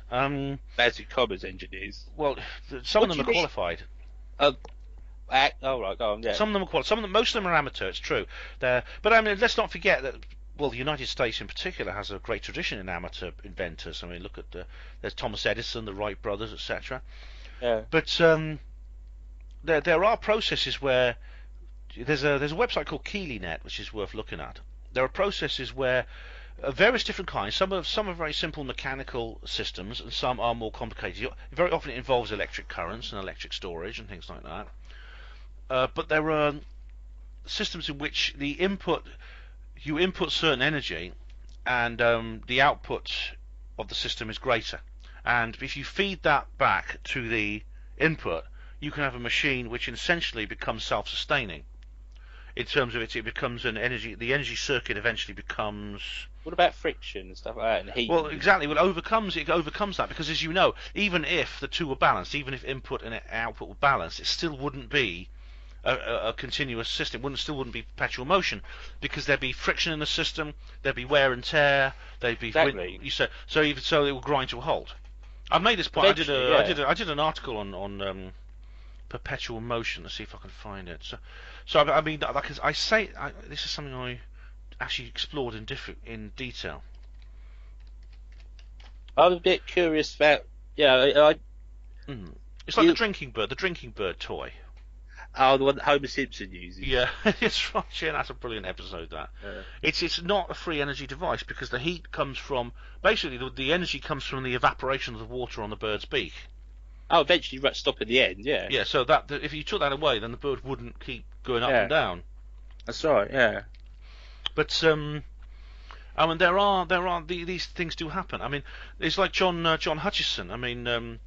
John Hutchison, the inventor from Canada, who Dr. Judy Wood worked with, his discoveries where he basically used he managed to extract energy from a system which involves simply the interference of electromagnetic fields.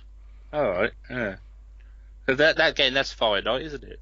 No, because the energy vastly exceeded the actual energy, the electromagnetic energy, which generated it. I don't think And that's possible. It's not a ray. It's not an electromagnetic force. It's some other kind of force. It's something unknown that's not been used before. But it can do things like it can cause metal to turn to other matter. It can turn to dust or to liquid form without not melting it by heat. But it just. But what's this called again? I don't think I've ever heard of this. It's called the Hutchison effect. Oh, yeah, I have heard of that. Yeah, I've looked into it. Yeah. Yeah. So that's a good example of that. There's been many others. What's your one? Cold fusion. Right, that's very interesting. Technically that's not free energy, but that's a very simple way of creating nuclear fusion. Nuclear fusion is a far more powerful way of extracting nuclear. You need energy, a lot of heat. Power. You need a lot of heat in the torus. There are experimental reactors. There's one not far from here in Oxfordshire. I saw your video. Yeah. From where I'm sitting now, there's the Joint European Torus at the Culham Centre for Fusion Energy. This involves vast, these are very large, bulky, and difficult to design energy. It's still experimental. They've been experimenting it. They know it works, but the question is getting it to work so it can actually work reliably enough to produce commercially. And they've been working on it now for 50 years. They can make hydrogen bombs, though. Yeah, I mean, it uses a similar effect, but it's in the same way that it's an they use the atomic bomb uses a fission, and a fission reactor, of course, also could be used using uranium fuel rods and things like that in a conventional power station. The thing about it is now two scientists called Martin Fleischmann and Stanley Pons in 1989 were doing an experiment. They were chemists doing an electrolysis experiment using a deuterium, which is heavy water. Yeah. And they seemed to extract a massive amount of heat. Now they didn't know it at the time, but they were simply repeating. They accidentally repeated an experiment first done in 1922, right? Which created what was called the anomalous heat effect. Now this caused a media sensation because they were saying that's nuclear fusion. We've actually created nuclear fusion. The reason they said that was because it's the only system they were aware of that could actually generate that kind of heat, the amount of excess energy, because they didn't believe that a chemical reaction in the test tube they were using could possibly do that, so they called it cold fusion. Right. But the idea of the actual decision to call it cold fusion was not theirs. It was a guy called Stephen E. Jones, who was a very interesting character because he comes into the 9/11 story later on. But I mean, after a couple of months, I mean, it was just announced in the news that it didn't work. That's right. Yeah. But have you seen Fire from Water? No, I don't think I have. No, to be honest. And there's one called Heavy Watergate as well. There's two different. Which shows that actually that news announcement was fake, and that cold fusion actually did work, or the anomalous heat effect actually did work. Right. The thing is, if they hadn't called it cold fusion, it would have been taken a lot more seriously. Because I thought fusion only occurred at sort of extremely high temperatures. Yeah, ridiculous temperatures of like maybe I don't know. I'm not going to even put a figure on it because it's high, and I don't know off the top of my head. But because they have to force. No, what does it do? It forces together two hydrogen nucleuses to make a helium nucleus, isn't it? That's right. It's a process that goes on in the centre of stars. Yeah. That's right. Do you believe that we are made? When Brian Cox, I know your mate, and he says, we're made of stardust. Well, that's a separate subject. Is it all right if we just carry on? Yes, I was just wanted to mention it. That's all. Yeah, no, he's right about that. Yeah, he's right. Yeah. But the thing about it is, this is why it shouldn't have been called nuclear fusion, because the whole focus went on to, well, is it generating the excess heat? In other words, is it a closed system generating more heat than is being inputted? But is it fusion? And when they found out it wasn't nuclear fusion, they said, well, in that case it doesn't work. But the two don't necessarily follow.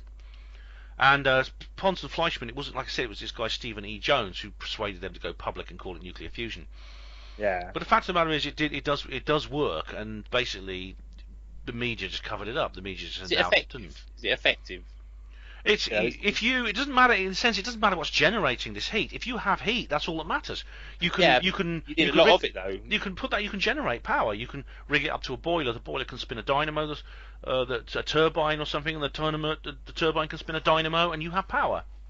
There's still mysteries associated with electricity. It doesn't stop us using it.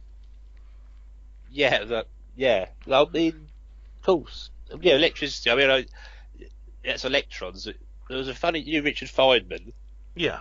He had a mate who was a professor at Stanford or something in California, and his mate, who was another professor, said, "I think there's only one electron in the entire universe, and it's going around everything so quick."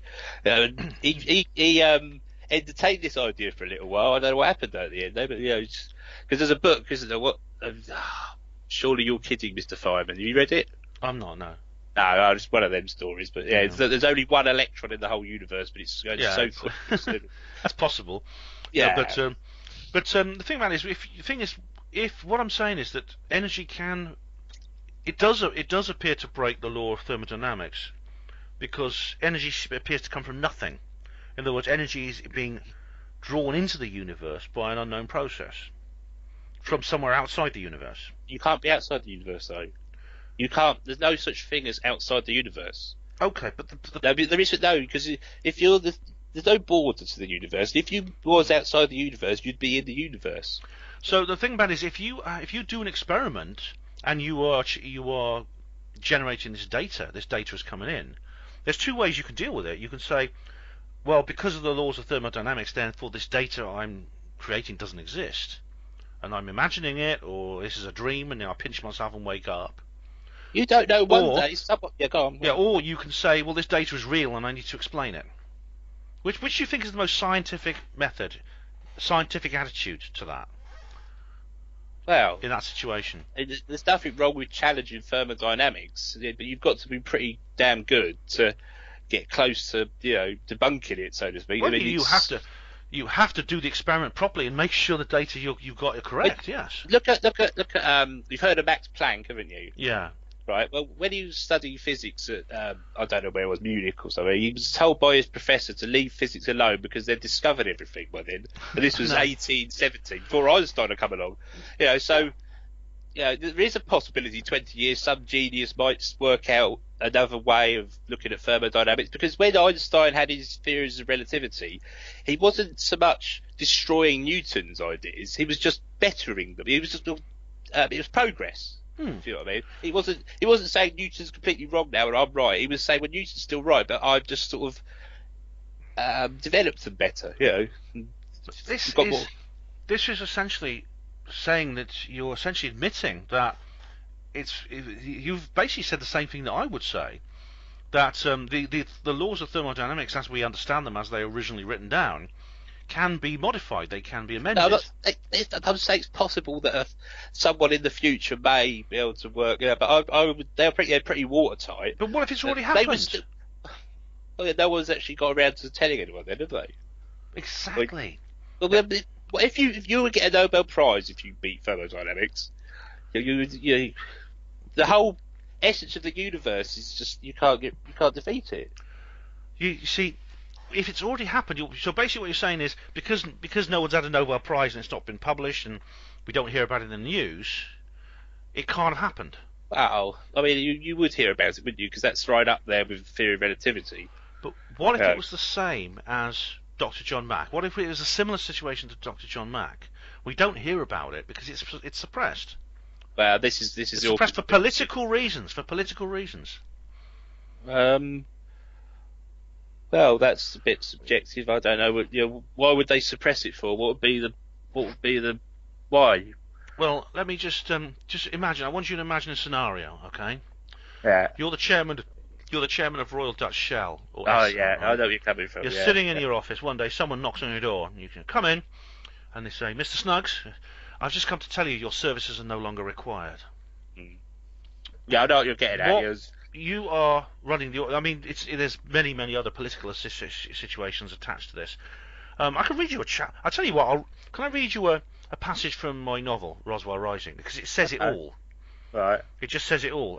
Because I've never written it down better than I have in this particular book. Hang on. Let me just get the actual. Here we go. I'm just opening it up. Okay. There we go. Won't be a sec. Oops. No, hang on. Sorry, just to talk amongst yourselves for a moment while I find the right, correct part of the book. I've not. It's not. I've sold all the heart. Here we go. Oh, you're not I found it. No. I found it. Okay, right. Here we go. I'm going to read you a passage from my book. Okay. By the way, it's available at all bookshops now. Yeah. Okay. Here we go. All right. Here we go. This is a scenario. This man has just flown to the moon in a anti-gravity craft. Okay. Mm-hmm. Okay. There's two characters here. Well, I'm still a bit overawed, said Klein. Caxton chuckled affectionately. I mean, we've flown to the goddamn moon. That's a journey people have been fantasizing about for thousands of years. And we did it. We flew here in just 2 hours. That's just a taster of what our organisation is capable of, Klein. Gerald, what I don't get is, why are people still flying into space on rockets unless all space missions are concocted by you? No, they are still flying on rockets. And did you have this gravitational technology all this time? Oh, yes. Then how come NASA are not using it? They don't know about it. Are you serious? Deadly. But that's like inventing sailing ships and then telling Columbus to cross the Atlantic on a log raft. A rocket. A big, noisy, dangerous thing, 100 feet high. A massive, expensive thing costing $10 million that chugs laboriously just 100 miles up with a payload smaller than a truck's. Don't you see? The vehicles you have made make rockets obsolete as horse buggies. We're well aware of that, Klein. And the danger. Remember the time a few years ago when that rocket blew up in Russia? Was it 50 or 100 people who were killed? All those volatile fuels. Just takes one spark to ignite. And this isn't just about space. We don't even need aeroplanes anymore. We don't even need cars and roads, for Christ's sake. What kind of fuel does your disk use to generate its field? Well, it requires an initial electrical current to begin the process, but once it's running, it's self-sustaining. The field is itself a source of the energy it uses. Klein's jaw dropped. But that means energy that's free and limitless. My God, it could transform the world forever. I can't even begin to imagine. This will end poverty, a free and limitless supply of energy. Nobody ever need be hungry or thirsty or homeless again. Klein, look at what's on TV at the moment. People dying of starvation because they'd have no rain for a decade. Klein. With these machines, they don't need rain. They can get water from the oceans, filter out the salt, pump it inland to irrigate their farms, no cost at all. Klein. And what about America, Gerald? How many old people die in their homes every winter because they can't afford to heat their homes that run on gas and coal? Klein. And you won't need to cut down forests and kill seabirds? Klein, stop! But come on, Gerald, when are we going to see this gear released for public development? Never. What? The public, listen to me, Klein, this technology can never be declassified. The public are never going to have access to it. Why not? Why not? Well, why don't I turn that into a question? Why should they? How can we tell them? We just announce it. Oh, right, so you knock on the door of the chairman of Royal Dutch Shell and say, good morning, your services no longer required. And what's he going to say? All right, no problem. You still need oil to make candles. That's a good idea. Shell candles. They're pretty colours. They smell nice. They won't stain your wallpaper. You don't get it, do you, Klein? Oil is not just the biggest industry in the world. It is industry. It is the lifeblood and the lubricant of civilization. Take that away and what happens? The world order, as we know it, will descend into chaos. The West will fall into mediocrity. India and China will dominate the globe with their huge populations and vast resources. Energy needs to be rationed and distributed strategically in order to maintain a stable human world. And that's just a little passage from my book, and there's much more. That's part 58. About that. Yeah, and he talks about this. It's basically. Did you see where I'm coming from with this? You see, I knew what you were getting at. Yeah. There's a political reason. Theoretically, we know that there's a political reason why this technology will be suppressed. So why didn't horseshoe makers get upset when Ford made the cars? Well, I mean, maybe they did. It's the same principle, isn't it? It's scaled down a bit. Yeah, but I mean, not on this scale. I mean, not on this critically. Not when you consider the oil that's what my character calls the strategic rationing of energy. Is so essential. It's so quintessential to the geopolitical order. Well, yeah. It's not just economics. It's not sure at a lower level. There's people who are just greedy and just or just concerned about their profit margins and things like that. But at a higher level, it's about political strategy. It's about political economic strategy. This is why they suppress it. What, do you think there are technologies being suppressed because of this? Yes, I do. And this is where the UFOs come into it. You asked where the connection was. The UFOs come into this because I believe some of this technology, not all of it, comes from the study of the debris of crashed extraterrestrial spacecraft that are secretly salvaged by the government. You're telling me now, after all this time, there is debris. Yes, I believe there is. Why isn't Brian Cox again, Mr. deGrasse Tyson, why aren't they examining this debris? Because it must be pretty fabulous debris if it's come halfway across the universe. Because it's been secretly salvaged and the debris has been recovered. How do you know it's been secretly salvaged, though? How do you know that? Because it's so secretive. How do you know? To explain that, I have to go into all the details of the UFO crash retrieval subject. Yeah, I know. There is distinct evidence in terms of eyewitness testimony. That is where you and David Icke have this get out of jail free card. There's always a way out of the argument. There's always a, well, we know we can't do it because of this, or ask them yourself, or No. I'm saying to you that the data we're talking about, the actual explanation, there's no soundbite answer to this. But it does. There is a study in ufology when it comes to crash retrieval and exopolitics. I mean, there's so much online you could look at in terms of lectures at various crash retrieval conferences. You could read books by Dr. Stephen Greer and the things Dr. Stephen Greer said.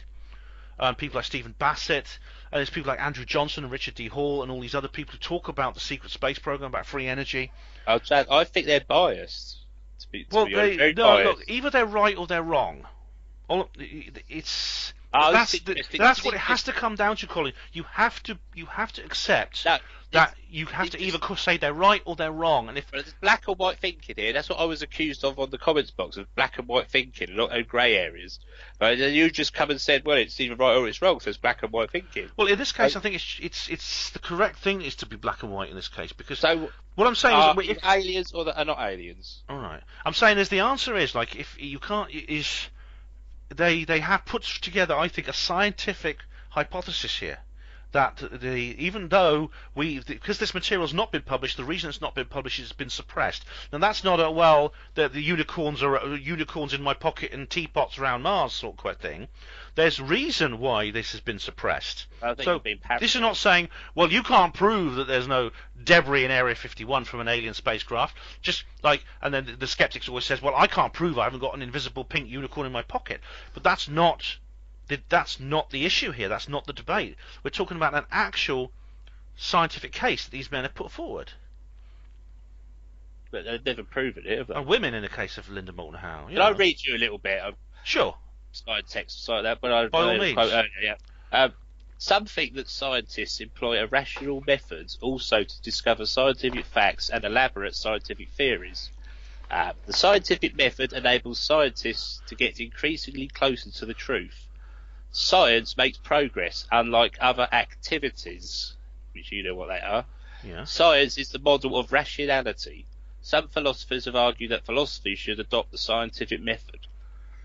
So that's all pretty objective and pretty much, how science works in a nutshell, sort of thing. Yeah, and you see that's absolutely correct. And the people who are into people like Richard D. Hall, he's a trained electrical engineer. Andrew Johnson is a trained.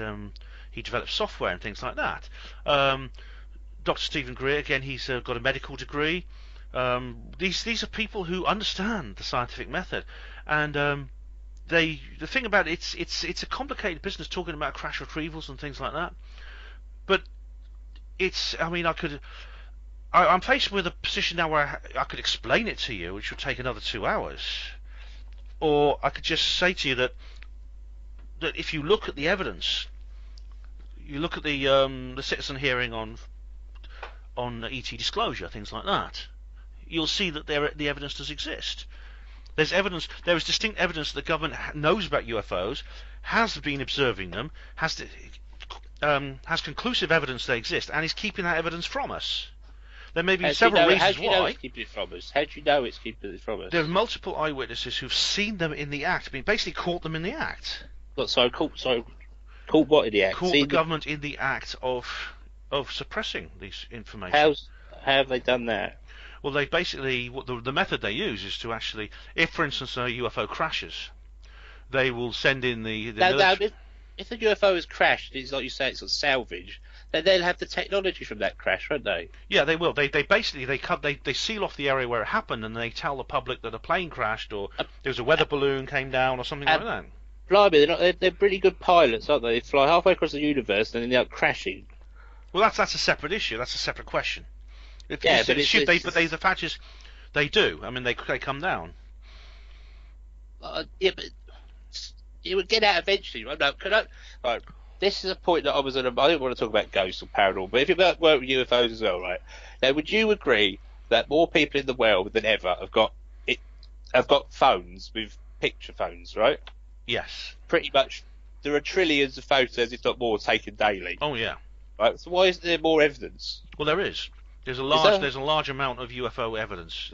What's the ratio though, compared to the photos? Well, this is the problem, because the technology that allows us to take these photos also creates things like homemade special effects, like Photoshop, which means there's a huge signal-to-noise ratio problem, because there's massive amounts of fake.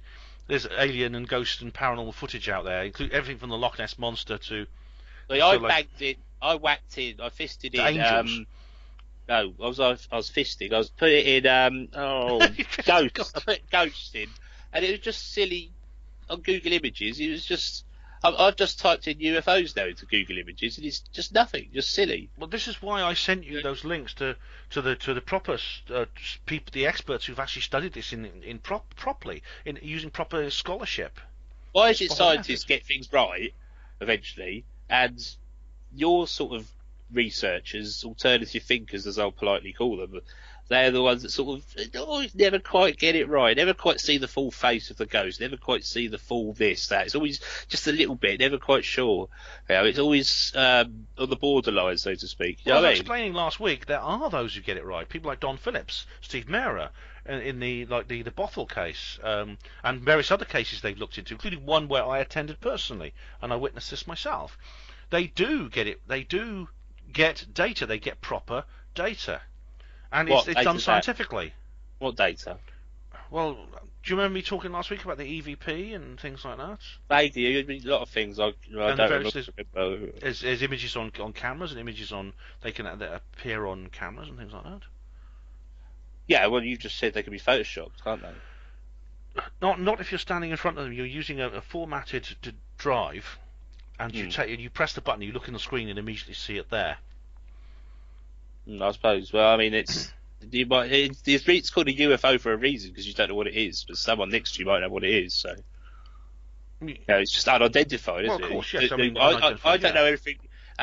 Mr. deGrasse Tyson says things like, we sort of know a bit better because we're always looking up at the sky, because they're astronomers and cosmologists and that, so they're always looking up at the sky, and they can tell you whether that's a shooting star or it's a meteorite or whatever, or it's some plane that the US government uses. I mean, I suppose that's a different topic. Do you think there's aliens at Area 51 then? Yes, I do. How would you know that? For various people who've come out and spoken about it. I mean, Bob Lazar. I mean, I've come full circle with Bob Lazar, because I didn't believe him for a while, but I think on reflection, especially since he's done. You believe him out of sympathy? Pardon? Like, you feel sorry for these people, and you just believe them because it's sort of like a sympathy thing. Yeah, I don't understand what you mean. Are you sort of like, they're a bit unhinged, and you think that's just a bit of a shame. I feel sorry for them, so you give them your sympathy. It's just come into my head now. It's something I've thought about before. I'm just curious. That's man, you're like a psychologist getting me on the couch, man. No, it feels like, because you said I didn't believe him at first, but now I do, sort of thing. So he's convinced you somewhere. No. You asked me earlier also. I mean, do I ever disbelieve Woo? And I do. I mean, I don't believe the Earth is flat and things like that. I know you pick and choose, but I don't pick and choose. I pick and choose for reasons, as I explained last week. But also, I mean, as far as Bob Lazar goes, I stopped believing him when I looked at Stanton Friedman and the things that Stanton Friedman had said about him. It's obvious that he has been dishonest about his background. There may be several reasons why, but at the same time, he has worked for Los Alamos. He has a pace. He has documentation. He also, you can tell by the way he talks that people like Richard D. Horne say that guy does have an education. He does have a scientific education. And he wouldn't have been working at the skunk works if he didn't have some kind of training. So the idea he just never went to college is just not true. Are you familiar with Bob Lazar? And I'll be honest, a lot of the names you mentioned in that field, so I'm not. again, this is where, I mean, when I start to describe things, unfortunately, unless you've actually looked into it, I mean, it's worth looking into these things. Honestly, a lot of these subjects are quite broad. It's not so you can learn in a week. Or no. It's not easy. There's a lot to take in. There's a massive amount to take in. But like I said, if you yourself have looked at Dr. John Mack, you've looked at Gary Hazeltine, and I get the feeling maybe you didn't quite understand the points they were making. I know. They were just trying to explain that something happens at, say, Rendlesham. Is it Charles Holt, the general? Yeah. He's just deputy base commander. Yeah. Yeah, that's right. And he had that memorandum. Yeah, he Holt sent. memorandum. It was published in the newspaper in 1983. It was in News of the World, and this was a memo he sent to basically the government to say what had happened. Yeah. So that's an important piece of. This is a highly trained, it's not proof. High-ranking American military officer who. I know it's high-ranking, but it doesn't mean it's proof of anything. What's the outcome of that? Is it just that you just want to prove that something unexplained landed there, or is it you want aliens to have landed? No, there? It's just. Well, I've never said that aliens landed at Rendlesham. I know, but let's say something that was not something familiar to people to this world came down in the woods that night. Many people saw. Many of the witnesses saw it. Many witnesses have come forward. They see it go. Well, I can't remember. Some of them. Go if it's not there. Some of them did. Some of them saw it actually take off. Yeah. So now it sounds like you're backtracking a bit. But again, I don't know. I mean, I wonder if you're bar raising, Colin. I mean, if the Holt memorandum and the multiple witness testimony is not enough? What would be? We discussed that last time, didn't we? I mean, I don't know what if I saw some alien creature. I would have to assume it's a species from Earth that's never been discovered before. I couldn't.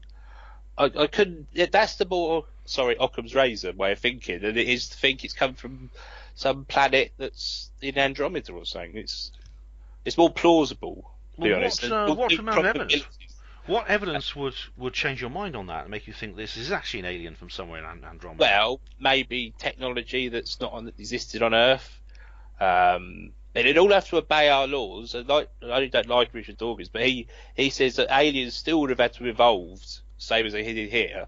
Yeah. And natural selection still would have played a role, and environment and all that. So it's going to be the same.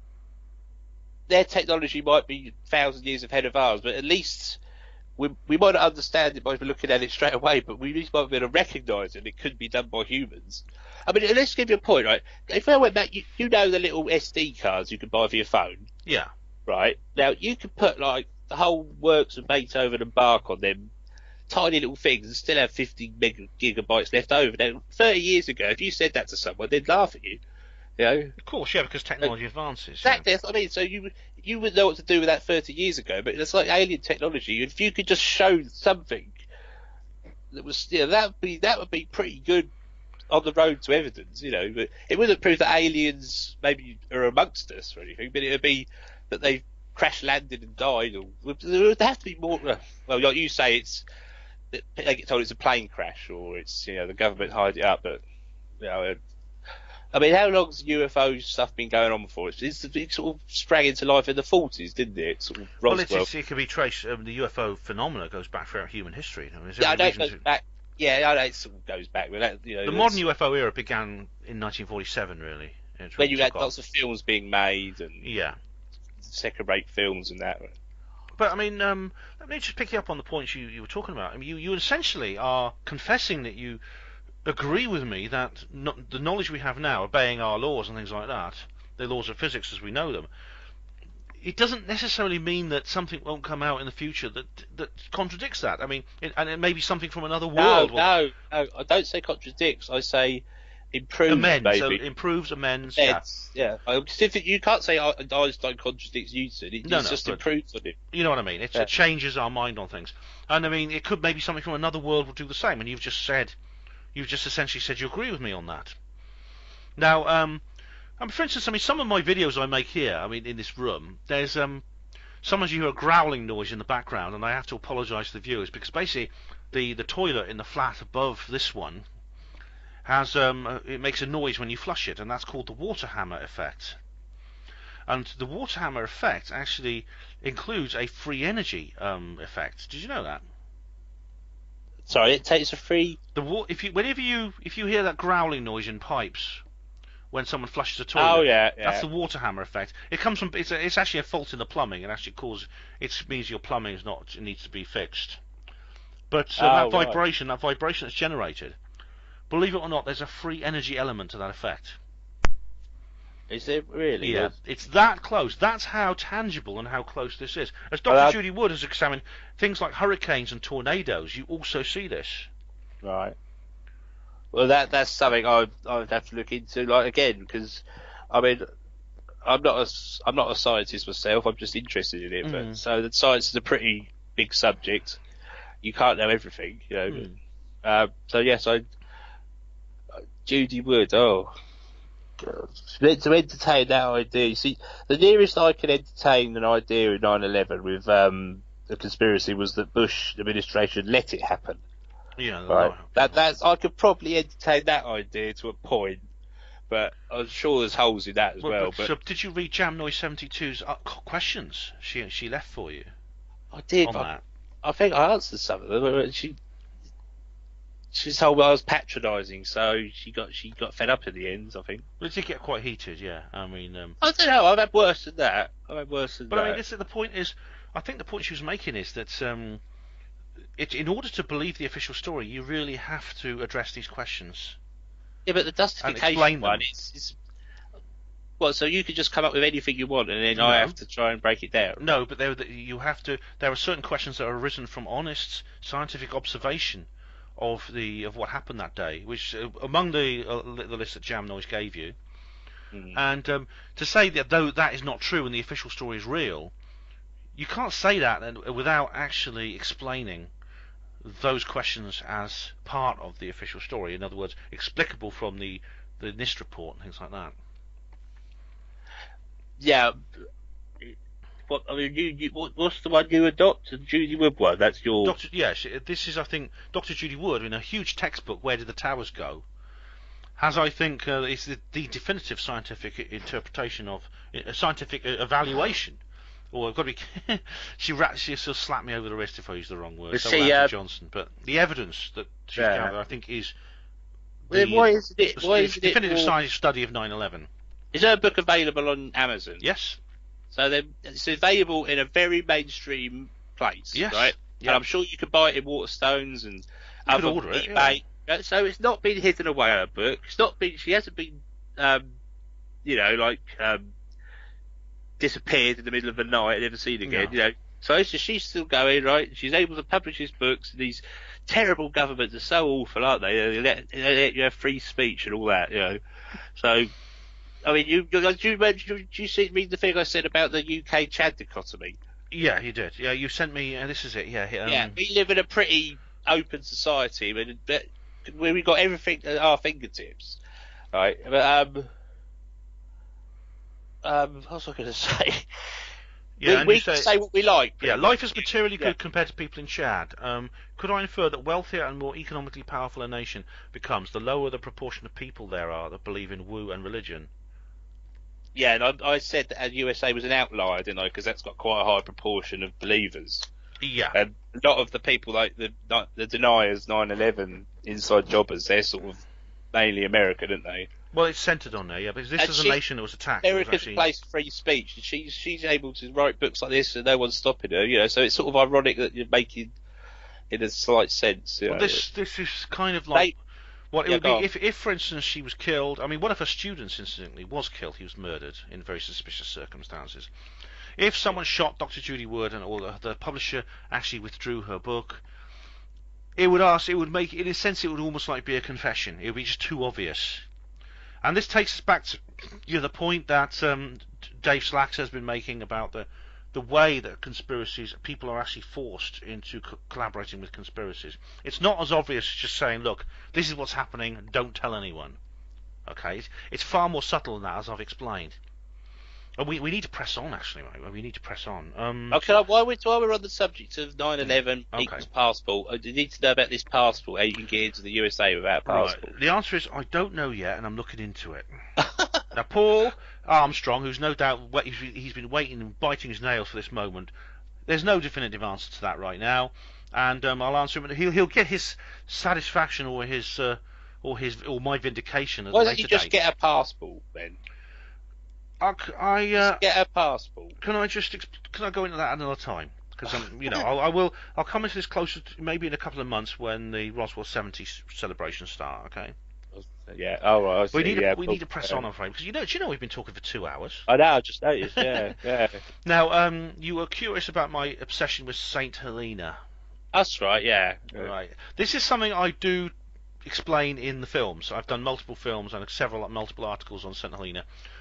It is because it's what we're seeing here is we're seeing a small island nation or small island community, just 4,000 people living on one of the remotest places on Earth. Isolated, they have a unique culture because of their isolation from the outside world. Literally, until the airport opened, it was literally like a 6-day journey from South Africa to get there. And that's the only way on a ship. That's right. There's no other way to get to the island. Yeah. Which meant that St. Helena was effectively cut off from the outside world. This is what made it a very, very unique place. Now, the airport has essentially, it's like opened the doors to the world, the globe, the globalist culture and the globalist politics and globalist everything the doors are wide open now on that little island. And we've seen this happen many, many times in the world, where an isolated culture comes up against global culture, and that the isolated culture is transformed in many ways. In many cases, it's completely destroyed. That was one of the reasons I was curious that Saint Helena it has a sort of poignance and kind of it has a kind of pathos to me. I know what you mean, but I don't think it'll ruin it. I think it will help, because they don't want all the youngsters were leaving because there wasn't the jobs and money. The island, the territory is gradually winding itself down, So this might help tourism. British Airways flights straight from London help tourism. It might keep the youngsters there if they can earn money. You know what I mean? So it's quite an advanced place. It's like probably no different to living on the Isle of Wight. That's a fair point, actually. It's a fair size. It's you could probably have a good week's holiday there if you had a car and that. So yeah, that is a fair point. I mean, there's no doubt that Saint Helena has a is very troubled economically. Yes. There's a lot of poverty on Saint Helena. There's people who live by British mainland, by British home. People living on the British home island, so to speak, like you and me. Very, very poor people. But then you can see why it's beneficial to have an airport provides jobs. It will improve the islands economically enormously and alleviate the poverty. I mean, the moment St Helena is basically, because it's a British overseas territory, and it's basically being subsidised. It's getting £4 million a year from the taxpayer's pocket just to keep it going. Yeah. So. Did you know that Napoleon died there? Yes, he did. Yeah, he was kept there as a prisoner. That's right. There's about, I can't remember, but say 10 hectares in the where he died, where he lived, that actually still belongs to France. It's actually only just a couple of square feet now. Yeah, but yeah. Is it?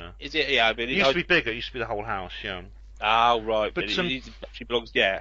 I mean, the point is like, in a sense, you're right about the airport in that sense that it could do a lot of good, but. All I'm saying is, I mean, I think the Saints, that's the name the population calls itself, they understand this. They understand that there is a dark side to this, and that is, will their culture survive in its current unique way once the airport is up and running? Well, no one's going to know, are they? Yet? I don't know, but I mean, I'm saying that experience tells us that it will be very, very effective, and it probably will not survive in its current form. Well, I think they'll dig their heels in. Maybe. Falkland Islanders do it, and at least they've got better weather than St Helena. They're in the equator. I mean, obviously. Yes. Sorry to interrupt, but I'm just looking at the clock. Yeah. There's a point here. the military aspect to it, because I mean there was a military test flight there just last week. Yeah. There was a military test flight just before Christmas, and so I'm wondering if there's St Helena could actually become a military, and for the RAF could actually operate from there, and I think they've already got an island nearby, haven't they, called Ascension? It's a long way away. It's much further north. Ascension. Yeah, I know. It's 800 miles further north. Yeah, Tristan da Cuna's a bit further south, isn't it? There's no way you ever get an airport on Tristan da Cunha. Yeah. No. Now, a question from the Rhinester, his Royal Rhineness, who I blocked. I can't even actually remember why I blocked him on Facebook. I mean, but I did block him, and so but he says here, solipsism and woo, defining the New World Order and the Illuminati, conservatism and woo, ego and woo, and the psychological need to be apart from the masses. What the hell does he? What the hell is he talking about? That's very, very good question. But it is, isn't it? It's still like you want to be different for the sake of it, just because you can in this society. Well, we've already covered solipsism and woo. That's already been discussed. We've already discussed that. Defining the New World Order and the Illuminati. Well, I've done that many times. I've talked about how there is they actually represent an organisation which appears to have, it's what I call the hidden hand. This is your get out of jail free card, but yeah, go on. No, it's not. I don't think it's a get out of jail free card. I've made predictions that have come true. In fact, it's interesting actually that this has come up, because I would say that during 2016, this year just gone, for the first time ever, I would say that the hidden hand seems to be failing. Because I've made predictions that have not come true, and I think I've been intellectually honest. I haven't done what some conspiracy theories have done and said, well, they're just getting more crafty. I've actually said, no, there's certainly, I think, with Brexit and with Donald Trump, there is distinct signs that the hidden hand does not have the grip that it used to have. Right. Yeah, but it's because we live in a society like we do, Ben. It's because we live in a country. Okay, it's not perfect, we know that, but you can virtually say what you want, any time. If you lived in Saudi Arabia, you couldn't. I know. I mean, this Saudi Arabia, which of course is, it seems like the hidden hand. I mean, well, it's not even a hidden hand. I mean, our own countries support Saudi Arabia and do trade with it and give it lots of money. Yeah, arms trades, isn't it? Yeah. And what's this conservatism and woo? What's that? What's he talking about there? Probably what it literally means. I would have thought right wing are more woo sort of right wing people than liberals, or they're left wing people, I suppose. That's actually true. Yeah. I mean, if you're referring to, I mean, what they've done is there's been several. Dr. Karen Douglas and several other people have done studies. I mean, in America, there's been some good studies done on this.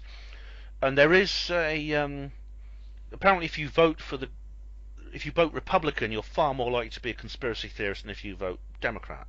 Well, that's a very good point, because that's Alex Jones, isn't it? Yeah. He's from. Yeah, I mean, well, Alex Jones is kind of like alt-right now. He's not even a conspiracy theorist anymore, really. I haven't watched him for yonks. But I'm not. I mean, I wouldn't call myself conservative. You don't vote, do you? Well, up till now, no, I haven't. I mean, I might. Next year's going to be different, and I'm going to say more about that in the future in upcoming articles, because I think this year might well be different. A different matter. I'm not asking who you voted for, but did you vote in the referendum? Yeah. You did. All right. I voted in the referendum. Yeah. Fair enough. I voted Leave, of course, and right. And for that, it's because of what happened, because of the political upheavals of the last year. I think maybe it's a time to actually start voting again. But I don't want to say any more about that right now, because that's a big subject and it's complicated, but I will say some more. But Riney then goes on and says, ego and woo, and the psychological need to be apart from the masses. What does he mean there? Well, I mean, straight away when I hear the words ego and woo, I think of because he's a very narcissistic, egotistical person. Everything has to go through him. It's all round him. I don't know. Yeah, so sort of on end lines, I suppose. It's like having power over people. Like having charisma, but really a personality that can hold people, but you've got them under your spell, sort of thing. I don't know, something like that. Yeah, I mean, I hope I'm not one of these. I'm not like that. I mean, David's. I mean, there's many people have made comments about David's psychology and about his personality. I wouldn't want to be somebody who considers myself better or apart from anyone else. I really don't want to be. I don't want to feel that way, and I hope I don't believe I feel that way. So you've met him, haven't you? I've met Dyke, yeah. A couple of What's times. he like as a normal bloke? As you know, it's just meeting him. He's very different to how he is on stage. He's actually. I met him briefly backstage at the in the 2006 event. I did manage to get backstage. He's quiet. He's quite shy, Oh. and he's interesting. He's a quite calm and collected kind of person. That makes me quite interesting because how does he change his persona? Like it's like an act sort of thing. Well, I think it's his experience in the media. It's his TV career. Yeah. But I mean, in terms of manipulate, I mean, I really would hate to manipulate people. I mean, I don't. For instance, I can deal amicably with people I don't agree with, like I have with you. I've been speaking to you for 2 hours and 10 minutes, and I haven't raised my voice. I haven't called you names. No, Even though we have a completely different worldview, and we disagree on most. See, this is what gets me. That you don't come. Well, you haven't much today come across as really defensive. I always see when you see David Icke being interviewed, especially in that Australian interview earlier last year, he's very defensive from the off. You know, because he's straight away. He's got his tail up. He's all got. You know. Do you know what I mean? He's very defensive, and the newscasters were sort of. He was waiting for their jokes about him, making fun of him, and he's already defensive, ready to go at them, you know. So that's what I find that puts me off as well. Like, you know, if perhaps he should adopt a more calmer. Like, I've got to mention this. You know, when he was on the Wogan show the first time, Yeah. right? He wore turquoise, which famously you'll know, right? And he said that the colour black was evil, and it was wrong, it was bad. Yeah. And when he went on the Wogan show the second time, he wore all black suit. Strange, isn't it? I wonder if that was a bit of a joke, because I mean, the suit was probably one that he was told to wear in the wardrobe. He's probably the wardrobe probably dressed him in that, and maybe they did that as a joke. But I mean, that's the Australian interview. Was it the New Zealand one? Was it Australia or New Zealand? There's Australian. Australian. Yeah. That was a real car crash, actually. And I mean, those people were really lousy. The way they treated him was pretty. In my view. I think they're being the way. That's the consensus, isn't it? You know, they can't take him as seriously as they can. Maybe someone else that was dealing with something more important. I don't know. Watching them, the way they, I think to myself, they just, you know, the way they behaved, I think, very unprofessionally towards David. And David, they all do it though, don't they? A lot of them do with David. Yeah. I mean, there are occasionally you'll get someone who will treat him. I mean, Andrew Neil was probably, believe it or not, Andrew Neil was probably the best mainstream journalist to have interviewed David recently. Oh, was that the one Michael Portillo as well? Yeah, that was actually was reasonable. I mean, it wasn't ideal. I mean, Andrew Neil's a big jock, sort of like he's still a big loudmouth jock who likes to take the mick. This is why the BBC like him. But it's compared to some of the others. I mean, that was quite good.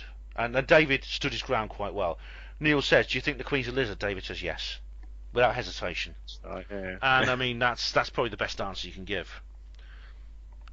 Anyway, I mean, as for Riney himself, I mean, I've got to just say to Riney that answers his question. I hope you understand, Colin. I mean, this is going to personal levels that really maybe the viewers wouldn't be interested in, and maybe it's not their business. But I don't block people on Facebook willy-nilly. I don't do it. Do you understand what I mean? I don't do it lightly. But so Riney. This is the second time I blocked Riney, actually. The first time I unblocked him, but this time I blocked him again. But I can't remember exactly why I blocked him, but it must have been for a reason. I think it was around the time when you was going about right-wing anarchism, and you wouldn't tell us what it meant, and we kept badgering you, and in the end you had enough of it, I think. Did he call me a racist or something like that? No, I don't think so. No, it was more because the term right-wing anarchist is sort of, I don't know, just like you'd made it up on the spot or something, you know, but... And like you didn't expect us to keep going on about it. I don't know. It was probably in 2015. It was, it was a long while back. But so I wouldn't consider myself either left wing or right wing. I think those words are essentially within. They lie too much within the scope of conventional politics. And I think we've moved really to get to grips with the world as we see it. We have to move beyond those simple scales and those simple scopes. That's it. Can I just ask one thing before we pack up? Like, have you ever read The Trial? Franz Kafka? Yes.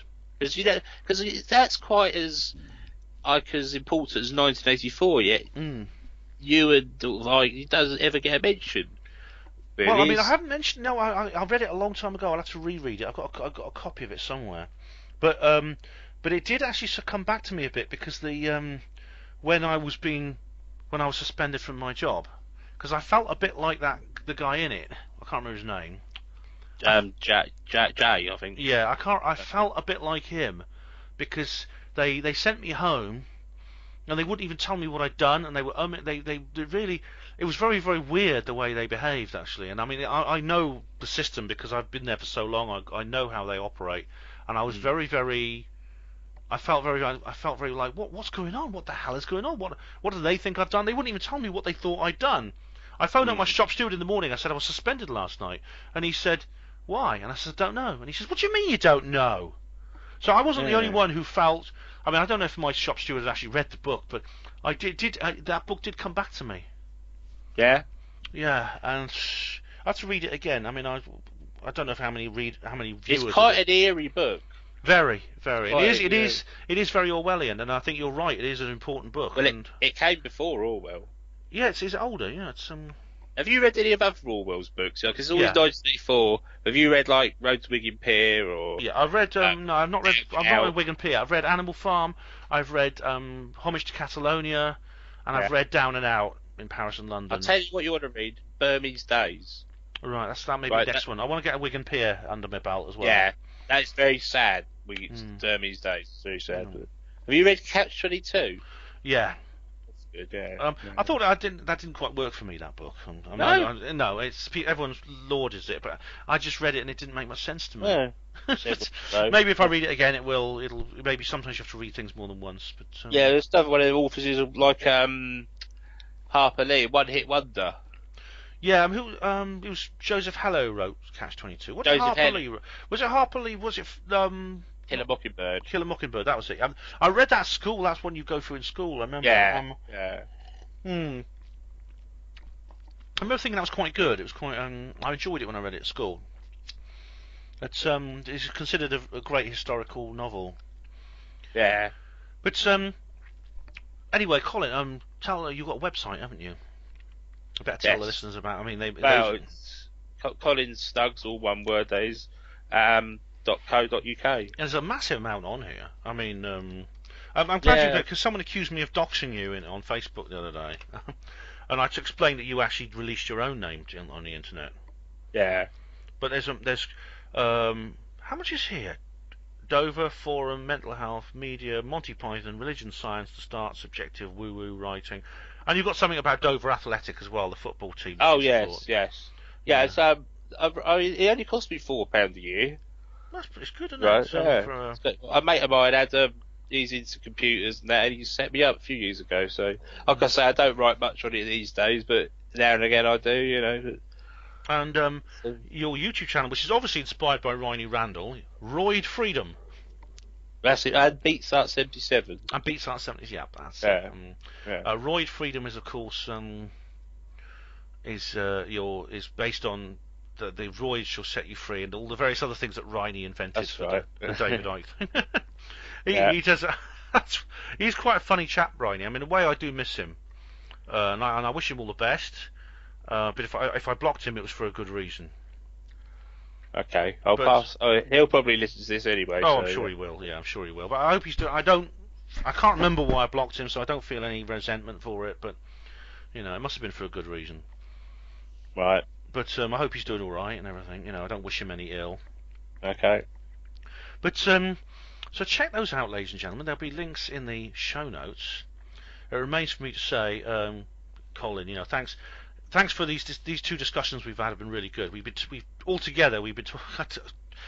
for 2 hours 20 minutes now. So that's compare that to an hour with an hour and a half on the other one. It's been a long discussion, hasn't it? Yeah. Yeah. Good chat, yeah. Yeah, but thanks very much. Much appreciated. Okay. And you're back on the forum now, so BeatsArt77 on the Hapanmo forum. If people want to continue their discussions with Colin. Yes, that's the best place, probably, yeah. Okay. Well, you have a good evening. Yeah, and you. Talk to you again soon. Yeah, see you later then. Bye-bye. Bye. Well, I hope you enjoyed my little discussion there with Colin, BeatsArt, whatever else you want to call him, and I think some of you have thought of other names, judging by your comments. I must first of all excuse my little attire here. It's actually bitterly cold in this room right now. I've got the heating on, but it's really, really chilly outside and icy, and the heating's not really cutting into it much, and even my new beard is not providing much insulation. So what I've decided to do is I've decided to actually do a dedicated comments reply video to this particular video, which is something I said I wouldn't do again. I used to do one to the UFO disclosure videos, and I said from then on I just do only general comments replies videos. But there's been so many comments on this video, this particular video called the Great Skeptic Debate, that I've decided to do an extra comment video on this particular, a special comments video at the end of this second Great Skeptic Debate video. So I'm going to go through some of the comments, and thanks very much for all the comments people have left. I'm familiar, I know some of you are not familiar with Colin's style of speech and the way he conducts himself online. I am, because I know him from the forum. I've known him a long time, and so he does take getting used to. But I'm going to begin with Slaxer. I'm going to do these comments in order, with the oldest first, newest last, as with normal. But I'm going to begin with Slaxer because just it's kind of personal request, because we had a kind of we had a discussion about this. Slaxer said timestamps are always needed on these comments reply videos. Basically, he says it's not working, timestamps needed, and we ended up having a bit of a discussion about that. Well, this is the third time now that I've told you about this, Dave. Okay, to do timestamps for every single comment wouldn't work. It'd be too much work. It'd be easier just to type out comments, type out replies. I believe I found a solution. I have explained that solution to you, even in the comments notices on the comments reply video. I do explain the solution, which is to do everything in order, so you can judge when your comment's going to be answered based on basically the timescale of the video. The timescale of the particular video, when your comment was posted, and the timescale of the period between the two comments videos. It's that simple. It's not that hard to deal with when you think. I mean, I don't expect people to sit through a 3-hour comment reply video. Okay, you keep saying, "Oh, I expect that." I don't. Now, please. I mean, I hope I've made myself clear now. I mean, if you ask me this again, I'm going to have to wonder why, because this isn't the first time you've brought up questions more than once, where you've asked me something and I've replied and you asked me again. We did this over the hospital porter's pride and dignity thing, and me referring to the hospital portering issue. Several times you made the same points over and over again, and I kept replying to you. So I've got to, why are you doing that? Because I mean, let me know, all right, why you want to do that. Okay, so that's my reply to that. Let me just find, because I think you commented somewhere else, Slaxer, because I did say I would reply to. Here we go.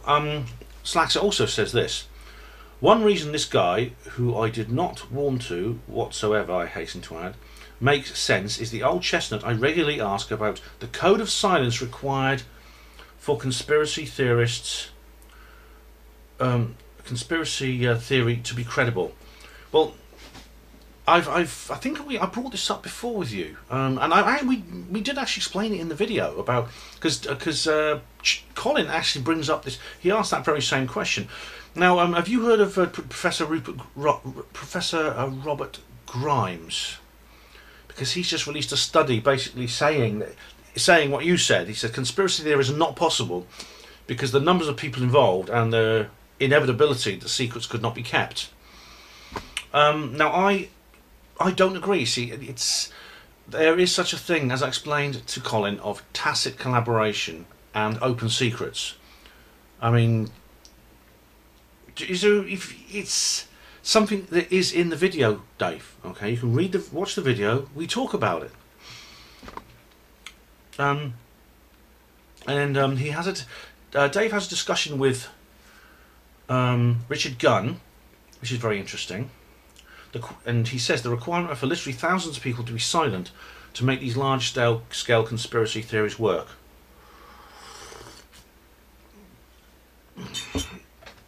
Now, I think maybe I'll tell you what. I'll send you. I will send you a link to my article on Grimes. Okay. Here we go. Here we go. I'll just send it now. Where is he? Right. Now this really should clarify things for you. I'll just put this as my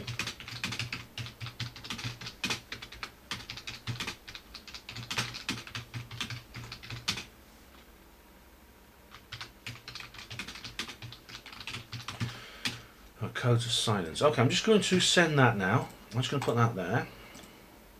I hope it doesn't get spam. Doesn't. I shouldn't, because it's my own video. Okay, but that's. I've just sent an answer. I've just sent an answer to this. Now, I wrote an article on Hapanwo Voice on Monday, the 21st of November last year, called "Conspiracy Theories Mathematically Impossible?" And I discussed this in there. But to be honest, I mean, we did bring it up in the debate.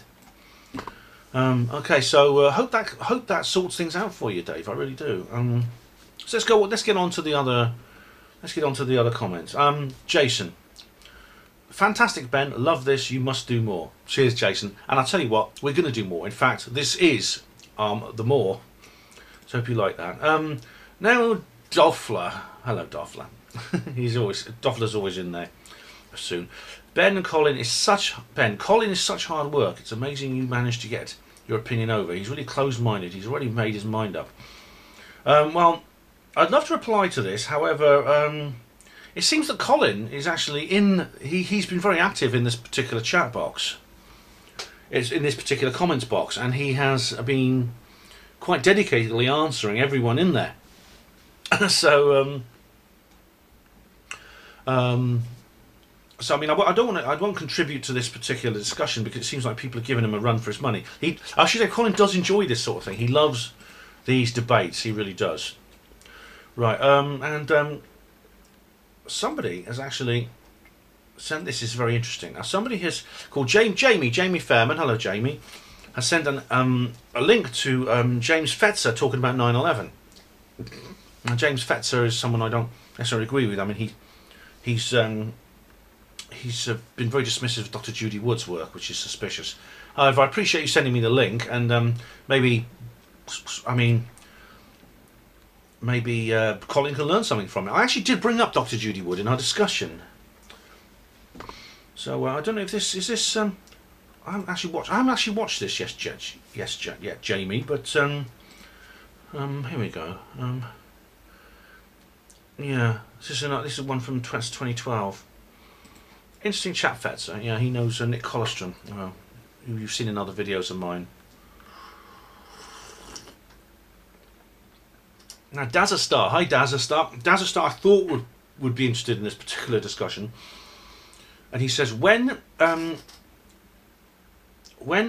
asks for concrete evidence for ghosts, you should mention the thousands of photographs and CCTV footage. It's not the tangible evidence demand, but it's hard to just dismiss. Also, there's thousands of eyewitness testimony from credible academics. And Colin says, still wouldn't have been enough for me, mate. Well, Colin, mate, what would be enough for you? That's the thing. Where's your line? Okay, set your bar and then don't move it. And then Dazzastar says quite rightly, Roy Freedom, that's Colin's Roy Freedom channel. It's not rational to just dismiss all the photographic evidence. There's too much of it. That's true. It's absolutely true.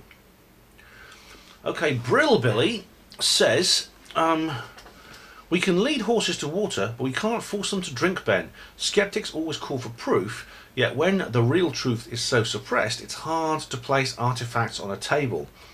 Those that have encounters need to worry. Truth is known to a few, but suspected now by many.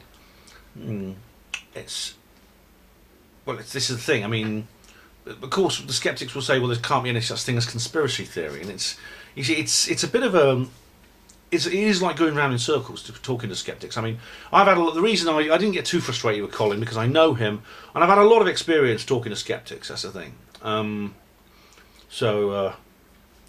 It's a bit I sort of like, I kind of know what they're going to say in advance, so I tend not to get too bothered by them.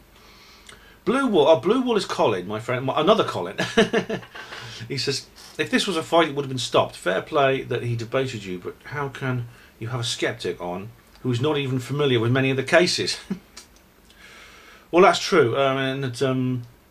The thing about, to give Colin his credit, I mean, he is willing to learn. I sent him some links.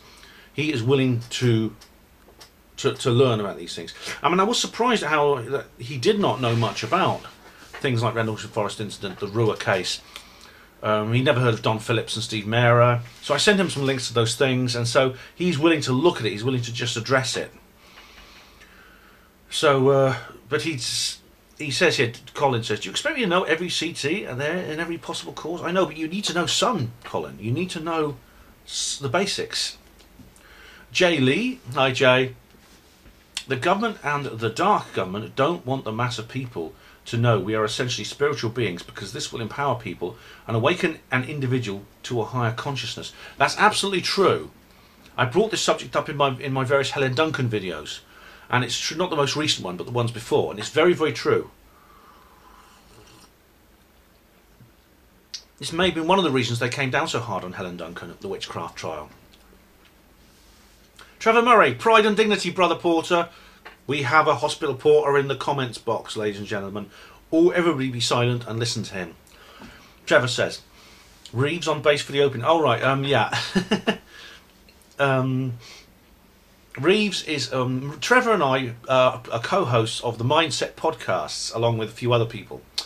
And Reeves is one of the other hosts. There's about 6 of us who sort of come and go, but a hardcore about 4.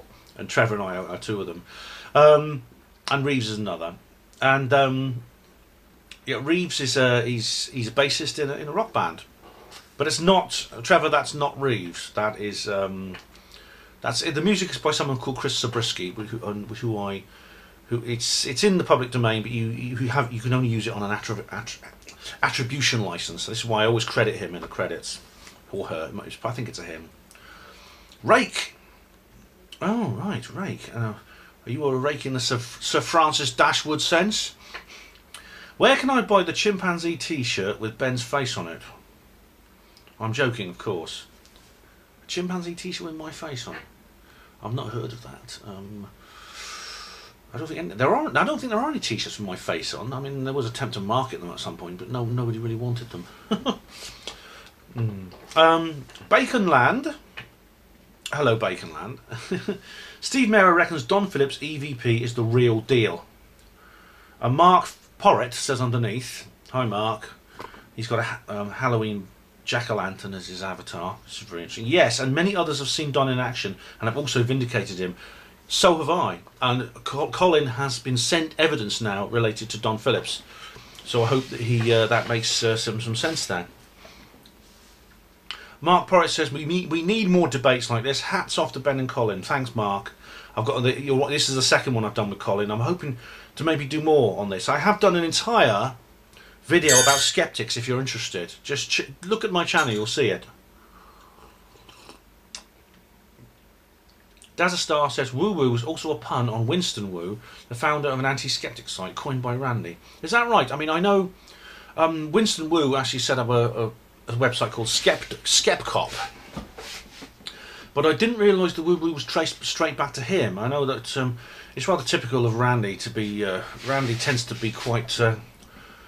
He is quite sort of scathing of people, and quite blunt, and not very polite.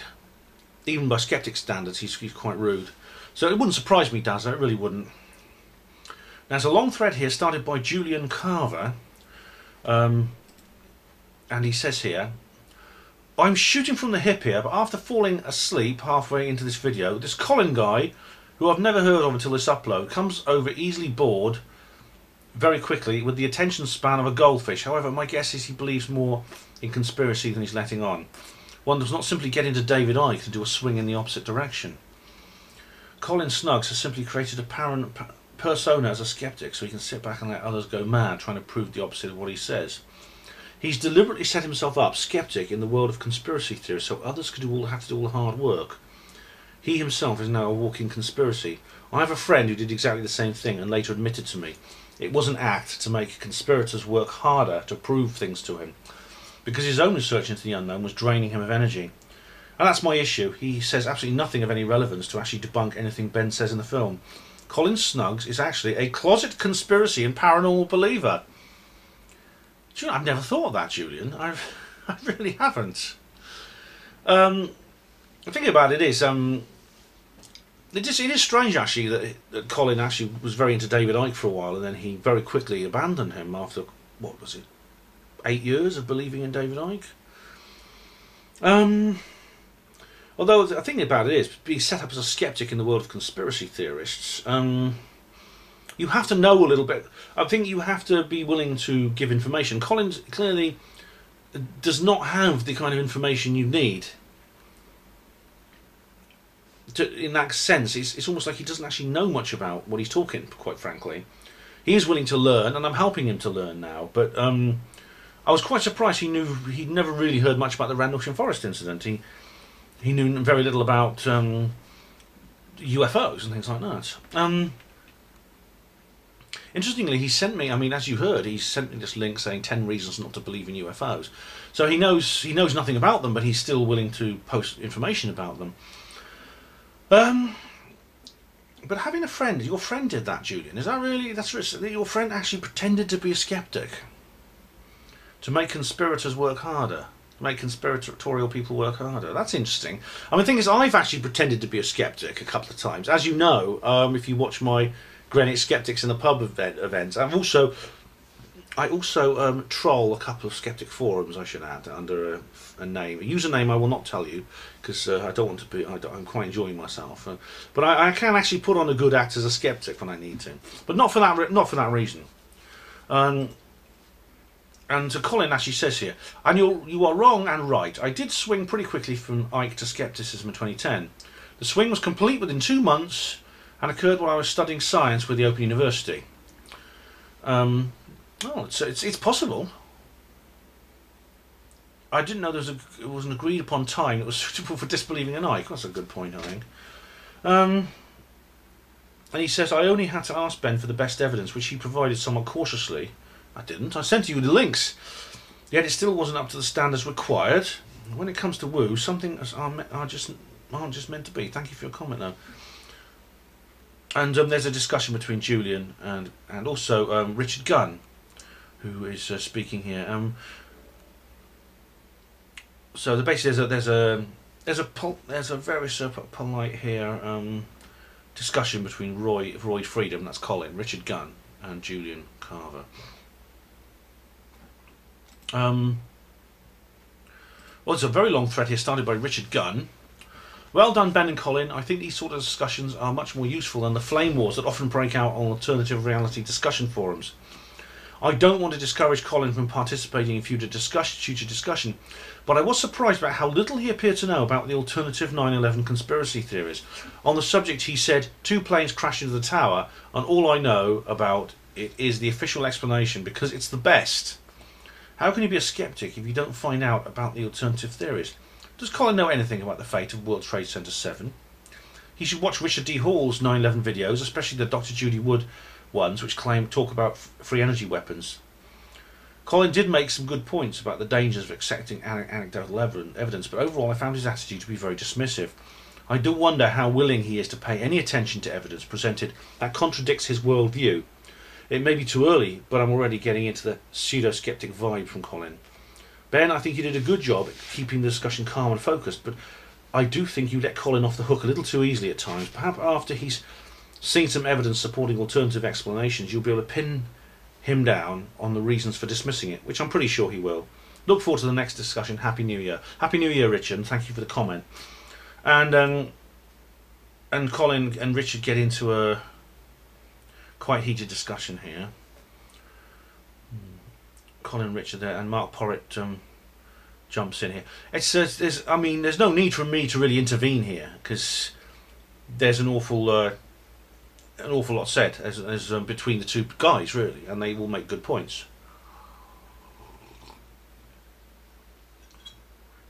But it gets very heated because this is actually, and Colin gets rather sarcastic. Now, Colin, like I said, I've known Colin a long time, and this is how he behaved on the Panlo forum. And I think I think my attitude towards him has changed over the years, and now I'm willing to kind of accept him as he is. Now, JamNoise72, hello Soul Sister, thanks for commenting. She comments a lot on this particular video actually, but she says here, I'd like to ask Colin how he thinks planes hitting the top of 2 very high towers could make 2 buildings turn into dust and fall. I'd also like to ask Colin how he thinks jet fuel was able to melt the steel in the buildings. If the planes hit the tops of the buildings, then why was all the furniture from the upper or lower part? Where was all the furniture from the upper and lower part of the building? Where are all the toilets, sinks, desks, phones, coats, bags and shoes? There should have been hundreds of these, yet we see none in the debris. How is this possible? How did the concrete and steel building become the material we see flowing down? What happened to the steel girders in the building? If the concrete itself was to be smashed, burnt and crushed, then the steel girders should still be there. Do you agree? At what temperature does steel melt? What is the hottest temperature that can be reached by burning jet fuel? Can jet fuel melt the steel through the whole structure of 2 enormous buildings? Yet the terrorist passports were found on the ground. Did these passports fall to the ground? If so, how could this be possible if both planes went into the buildings? If a toilet, desk and sink couldn't even make it, then how could a passport? These are the obvious questions that official story believers just dismiss. And unfortunately, Colin does as well. He says, why don't you just save me the effort? I mean, Colin, these are things you should be thinking about. I mean, in our discussion, you repeatedly just kept doing this, saying you almost accept official stories on all these things by default. And you say it's logical, it's reasonable, but I get the feeling you haven't really looked at it. I've sent you some evidence now, so just check that out. And Johnny Parker and Richard Gunn also join in. And Colin makes a lot of the points here that he made in the video. And JamNoise says, I'd ask the first responders if I could, but most of them are dead from the effects of that day. Some of them died on the same day some years later, but it's just a coincidence. Yeah, they were inhaling. The reason they died, they came from disease which comes from inhaling toxic fumes, especially those which contain radioactive particles. Now, and it's nothing. There's no mini nuke or anything like that. It's to do with the radioactive metals in electronics, because there are small amounts of radioactive material in electronics. Now these are very, very difficult. It's like inside hard drives and things like that, and they're very, very difficult to break open. When a building collapses, normally these things are usually left intact. In fact, there are special companies that specialise in retrieving data from hard drives in buildings that have caught fire and burnt to the ground and ended up a smoking heap. And yet none of these survived the World Trade Center disaster. Oh yeah, so JamNoise and Colin go at it, and again it gets very heated. You see, I mean, Colin I had to ban from the forum because he did at one point say something I thought was just it went over the top. But it seems like you guys here, JamNoise, Richard Gunn, Johnny Parker, Mark Porritt, you seem to be given as good as you're getting, so I'm not going to put a stop to this. Okay, I'm not going to. You're mature adults, and you seem to be evenly matched. So I'm not going to step in and stop this discussion. It's you guys can handle it. If anyone feels you can always I wouldn't take part if you really feel uncomfortable with it. But I mean, sounds like you guys are getting on fine. Right.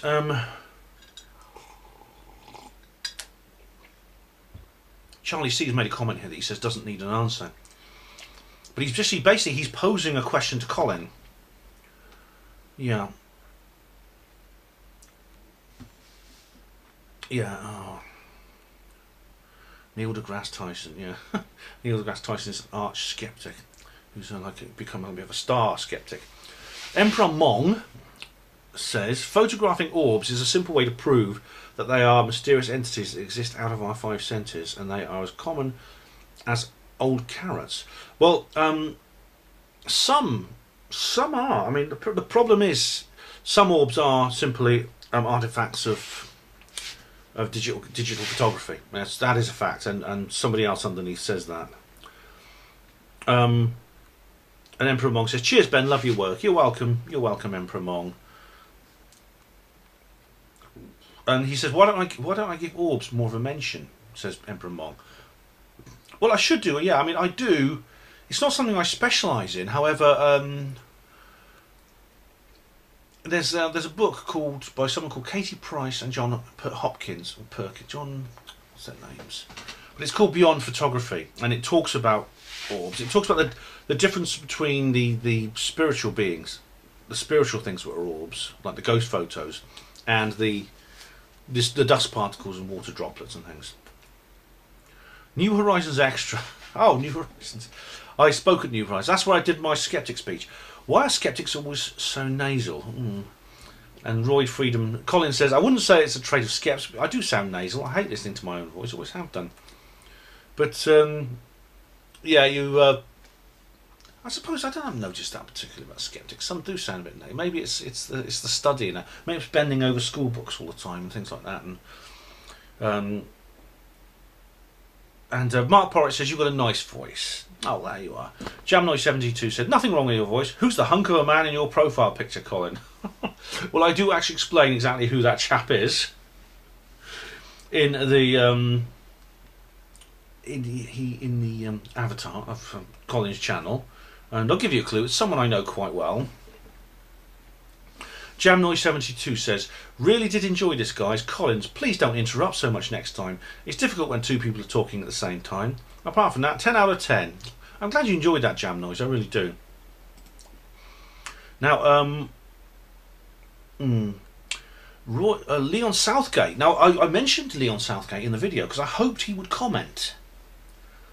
Because I said he knows more about this Wilhelm Reich thing than I do. And he said something very interesting. He has actually made a comment here, which I'm going to read out to you. It's a long comment, but I think it is. I did ask him for his expert opinion. Hi, Ben and Colin. Thank you both for the debate. As orgone and orgonomy is still my main area, I'll stick to just commenting on that section, which is around halfway through at 45 minutes approximate. Colin said, there is no proof of orgone and no evidence. It's the same as ghosts. The only evidence is they burnt his books. I paraphrase slightly. There is 60 years worth of documented, peer-reviewed, journal-published evidence since Reich passed away in 1957. Then there is 30 years of evidence that Reich and his team of doctors published. So 90 plus years of published and public evidence. Doesn't sound like nothing to me, but perhaps I'm missing something here. There is one PhD in orgonomy in the US, 2 master's degrees, my one in the UK and one in the US, 2 university medical diploma papers in Germany. There are literally hundreds of other papers confirming orgone-type phenomena in electrical effects, plant effects, animal and human research and the environment. The strongest physical evidence is probably within cloud busting and then the orgone accumulators. There are 3 good places to explore scientific research on orgonomy on the net. The PhD research scientist James DeMeo site, www.orgonelab.org. DeMeo has published in The Pulse of the Planet Orgone Journal, which has had 5 editions so far. Then there is the more psychiatric-based American College of Orgonomy, www.orgonomy.org. Although the focus is on Reich's psychiatric approach, body-based psychotherapy, there are many articles on orgone biology and physics, especially in the earlier 1980 editions of their Journal of Orgonomy. The JO has been going for nearly 40 years now biannually. There is Annals of Orgonomy, which is still published, and a #1 non-current journals, which are still available. DeMeo and Peter Nasselstein have extensive bibliographies, but my annotated bibliography gives you an overview of the main paper since 1957 and is searchable by subject area, www.orgonecontinuum.org. Within a number of areas of orgonomy, there is solid evidence. It is psychiatric interventions, the effects of the orgone accumulator, and the effects of the cloudbuster, to name three.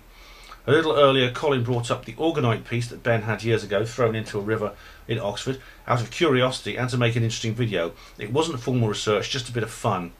Orgonite is a contested development of orgone technology that hasn't been formally tested and has not been researched by traditional orgone researchers, the ones that base themselves mainly on Reich's original work.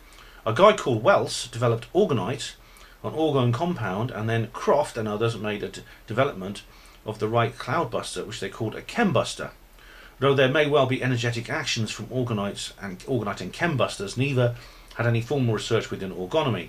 Orgonite and chembusters should not be confused with orgonomy and cloudbuster research. Orgonomy is a science of orgone. I'm not dismissing these developments, they have just not been formally researched as yet. Reich did use an orgone compound once in his pendulum motion experiment.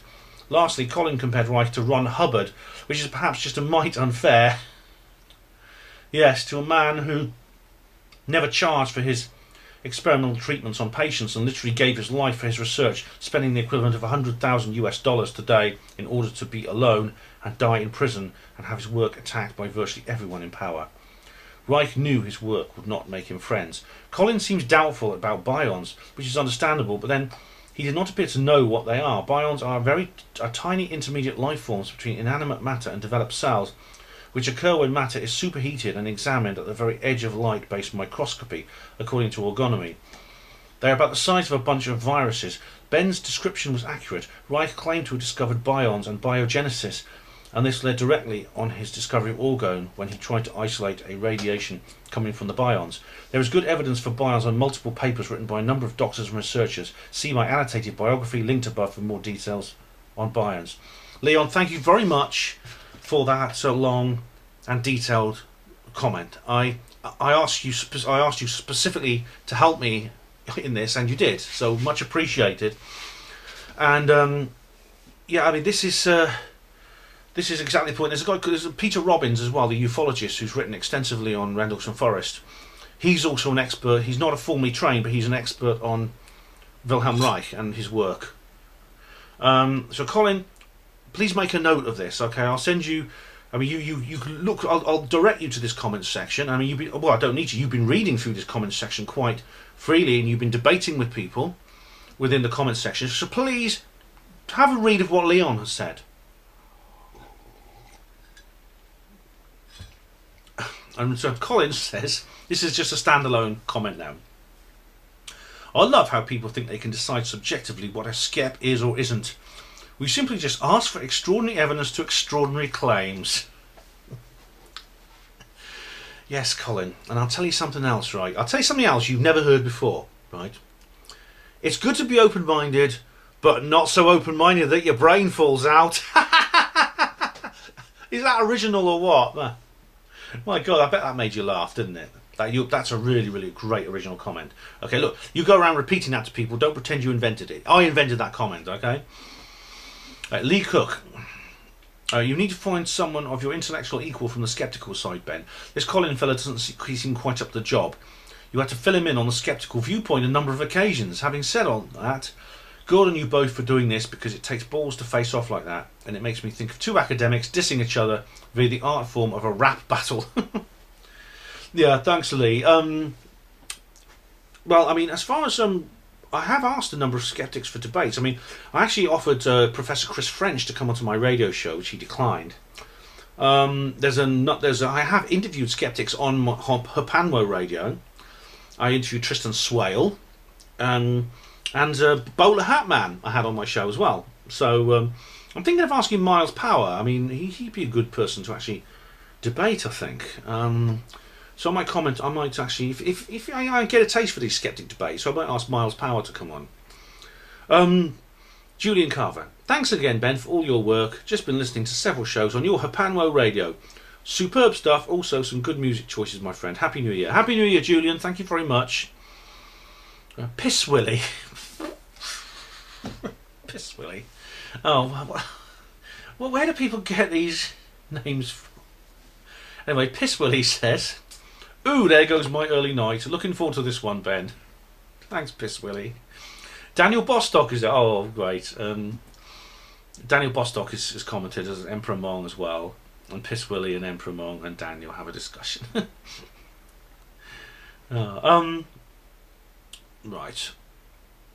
Now, Charlie C says, good conversation, Ben and Colin. At 128.43, why did Colin blindly accept the passport as truth? I expected him to question that story. My nephew was a skeptic and said it was implausible and bizarre that he was expected to believe it and survived intact. I'm a tad confused. But it's true, Charlie. Even many skeptics now say the passport story wasn't true. What they say instead was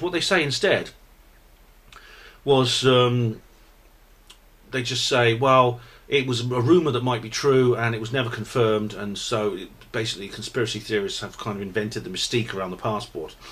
But actually there was a press release, okay, when the FBI did announce formally they'd found a passport lying, and they said it was lying on the pavement in Vestry Street, which is near the World Trade Center in New York, and they picked it up. A policeman or someone had picked it up, and it was a passport belonging to one of the hijackers. And it's not just anyone on the plane. It happened to be the one of the hijackers. Anyway, then Colin and Slaxer then start talking, and I have a little discussion with Slaxer myself. So that's all the comments at the time of writing. I think from now on I might need to, I'll do my best to get back to you on all these comments, okay, when I do the general comments section, because I can't keep doing special skeptic debate comments endlessly. But it's possible I might have to overlook some of the comments. It depends how many I get. If I overlook them, it's simply because there are too many. I might have to start treating these videos like the Paul McCartney video and just let you guys get on with it on your own. But I want to say thank you for everyone. I do read them, alright, even if I don't have time to reply. So thank you very much, all of you. So what happens now is I'm not sure. Whether there'll be another discussion between me and Colin, I'm not sure. I think it's possible we have exhausted all the scope and common ground there is between us. If not, I will let you know. I plan to make a different film next, different video. And also, like I said, I'd like to debate another skeptic as well. I mentioned Miles Power, who has a YouTube channel. I might get in touch with him and ask him if he would do a debate with me. But if you are interested, I mean, you can go to Hapanwo Radio and listen to the debates I did with Tristan Swale and Bowler Hatman. And Bowler Hatman, of course, has a channel which you may be familiar with. And check those out. I mean, I'm willing to debate anyone. If there's a skeptic watching this and you want to debate with me, I'll debate with you. I don't care what you say, as long as you're polite and you're reasonable, I'll debate with you. That's my only requirement, I think. And so just let me know, and I'm happy to appear on other people's videos as well. All I ask is you edit me. You don't sort of like edit me to distort what I'm saying. If you edit me at all, it must just be for brevity reasons. Those are my only conditions. And of course, like I said, I want to be able to speak to you politely and freely, and that's it.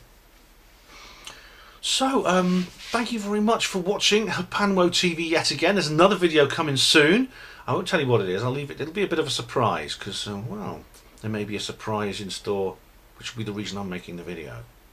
Thank you for watching Hapanwo TV. Hospital Porters, Pride and Dignity. Stop the New World Order.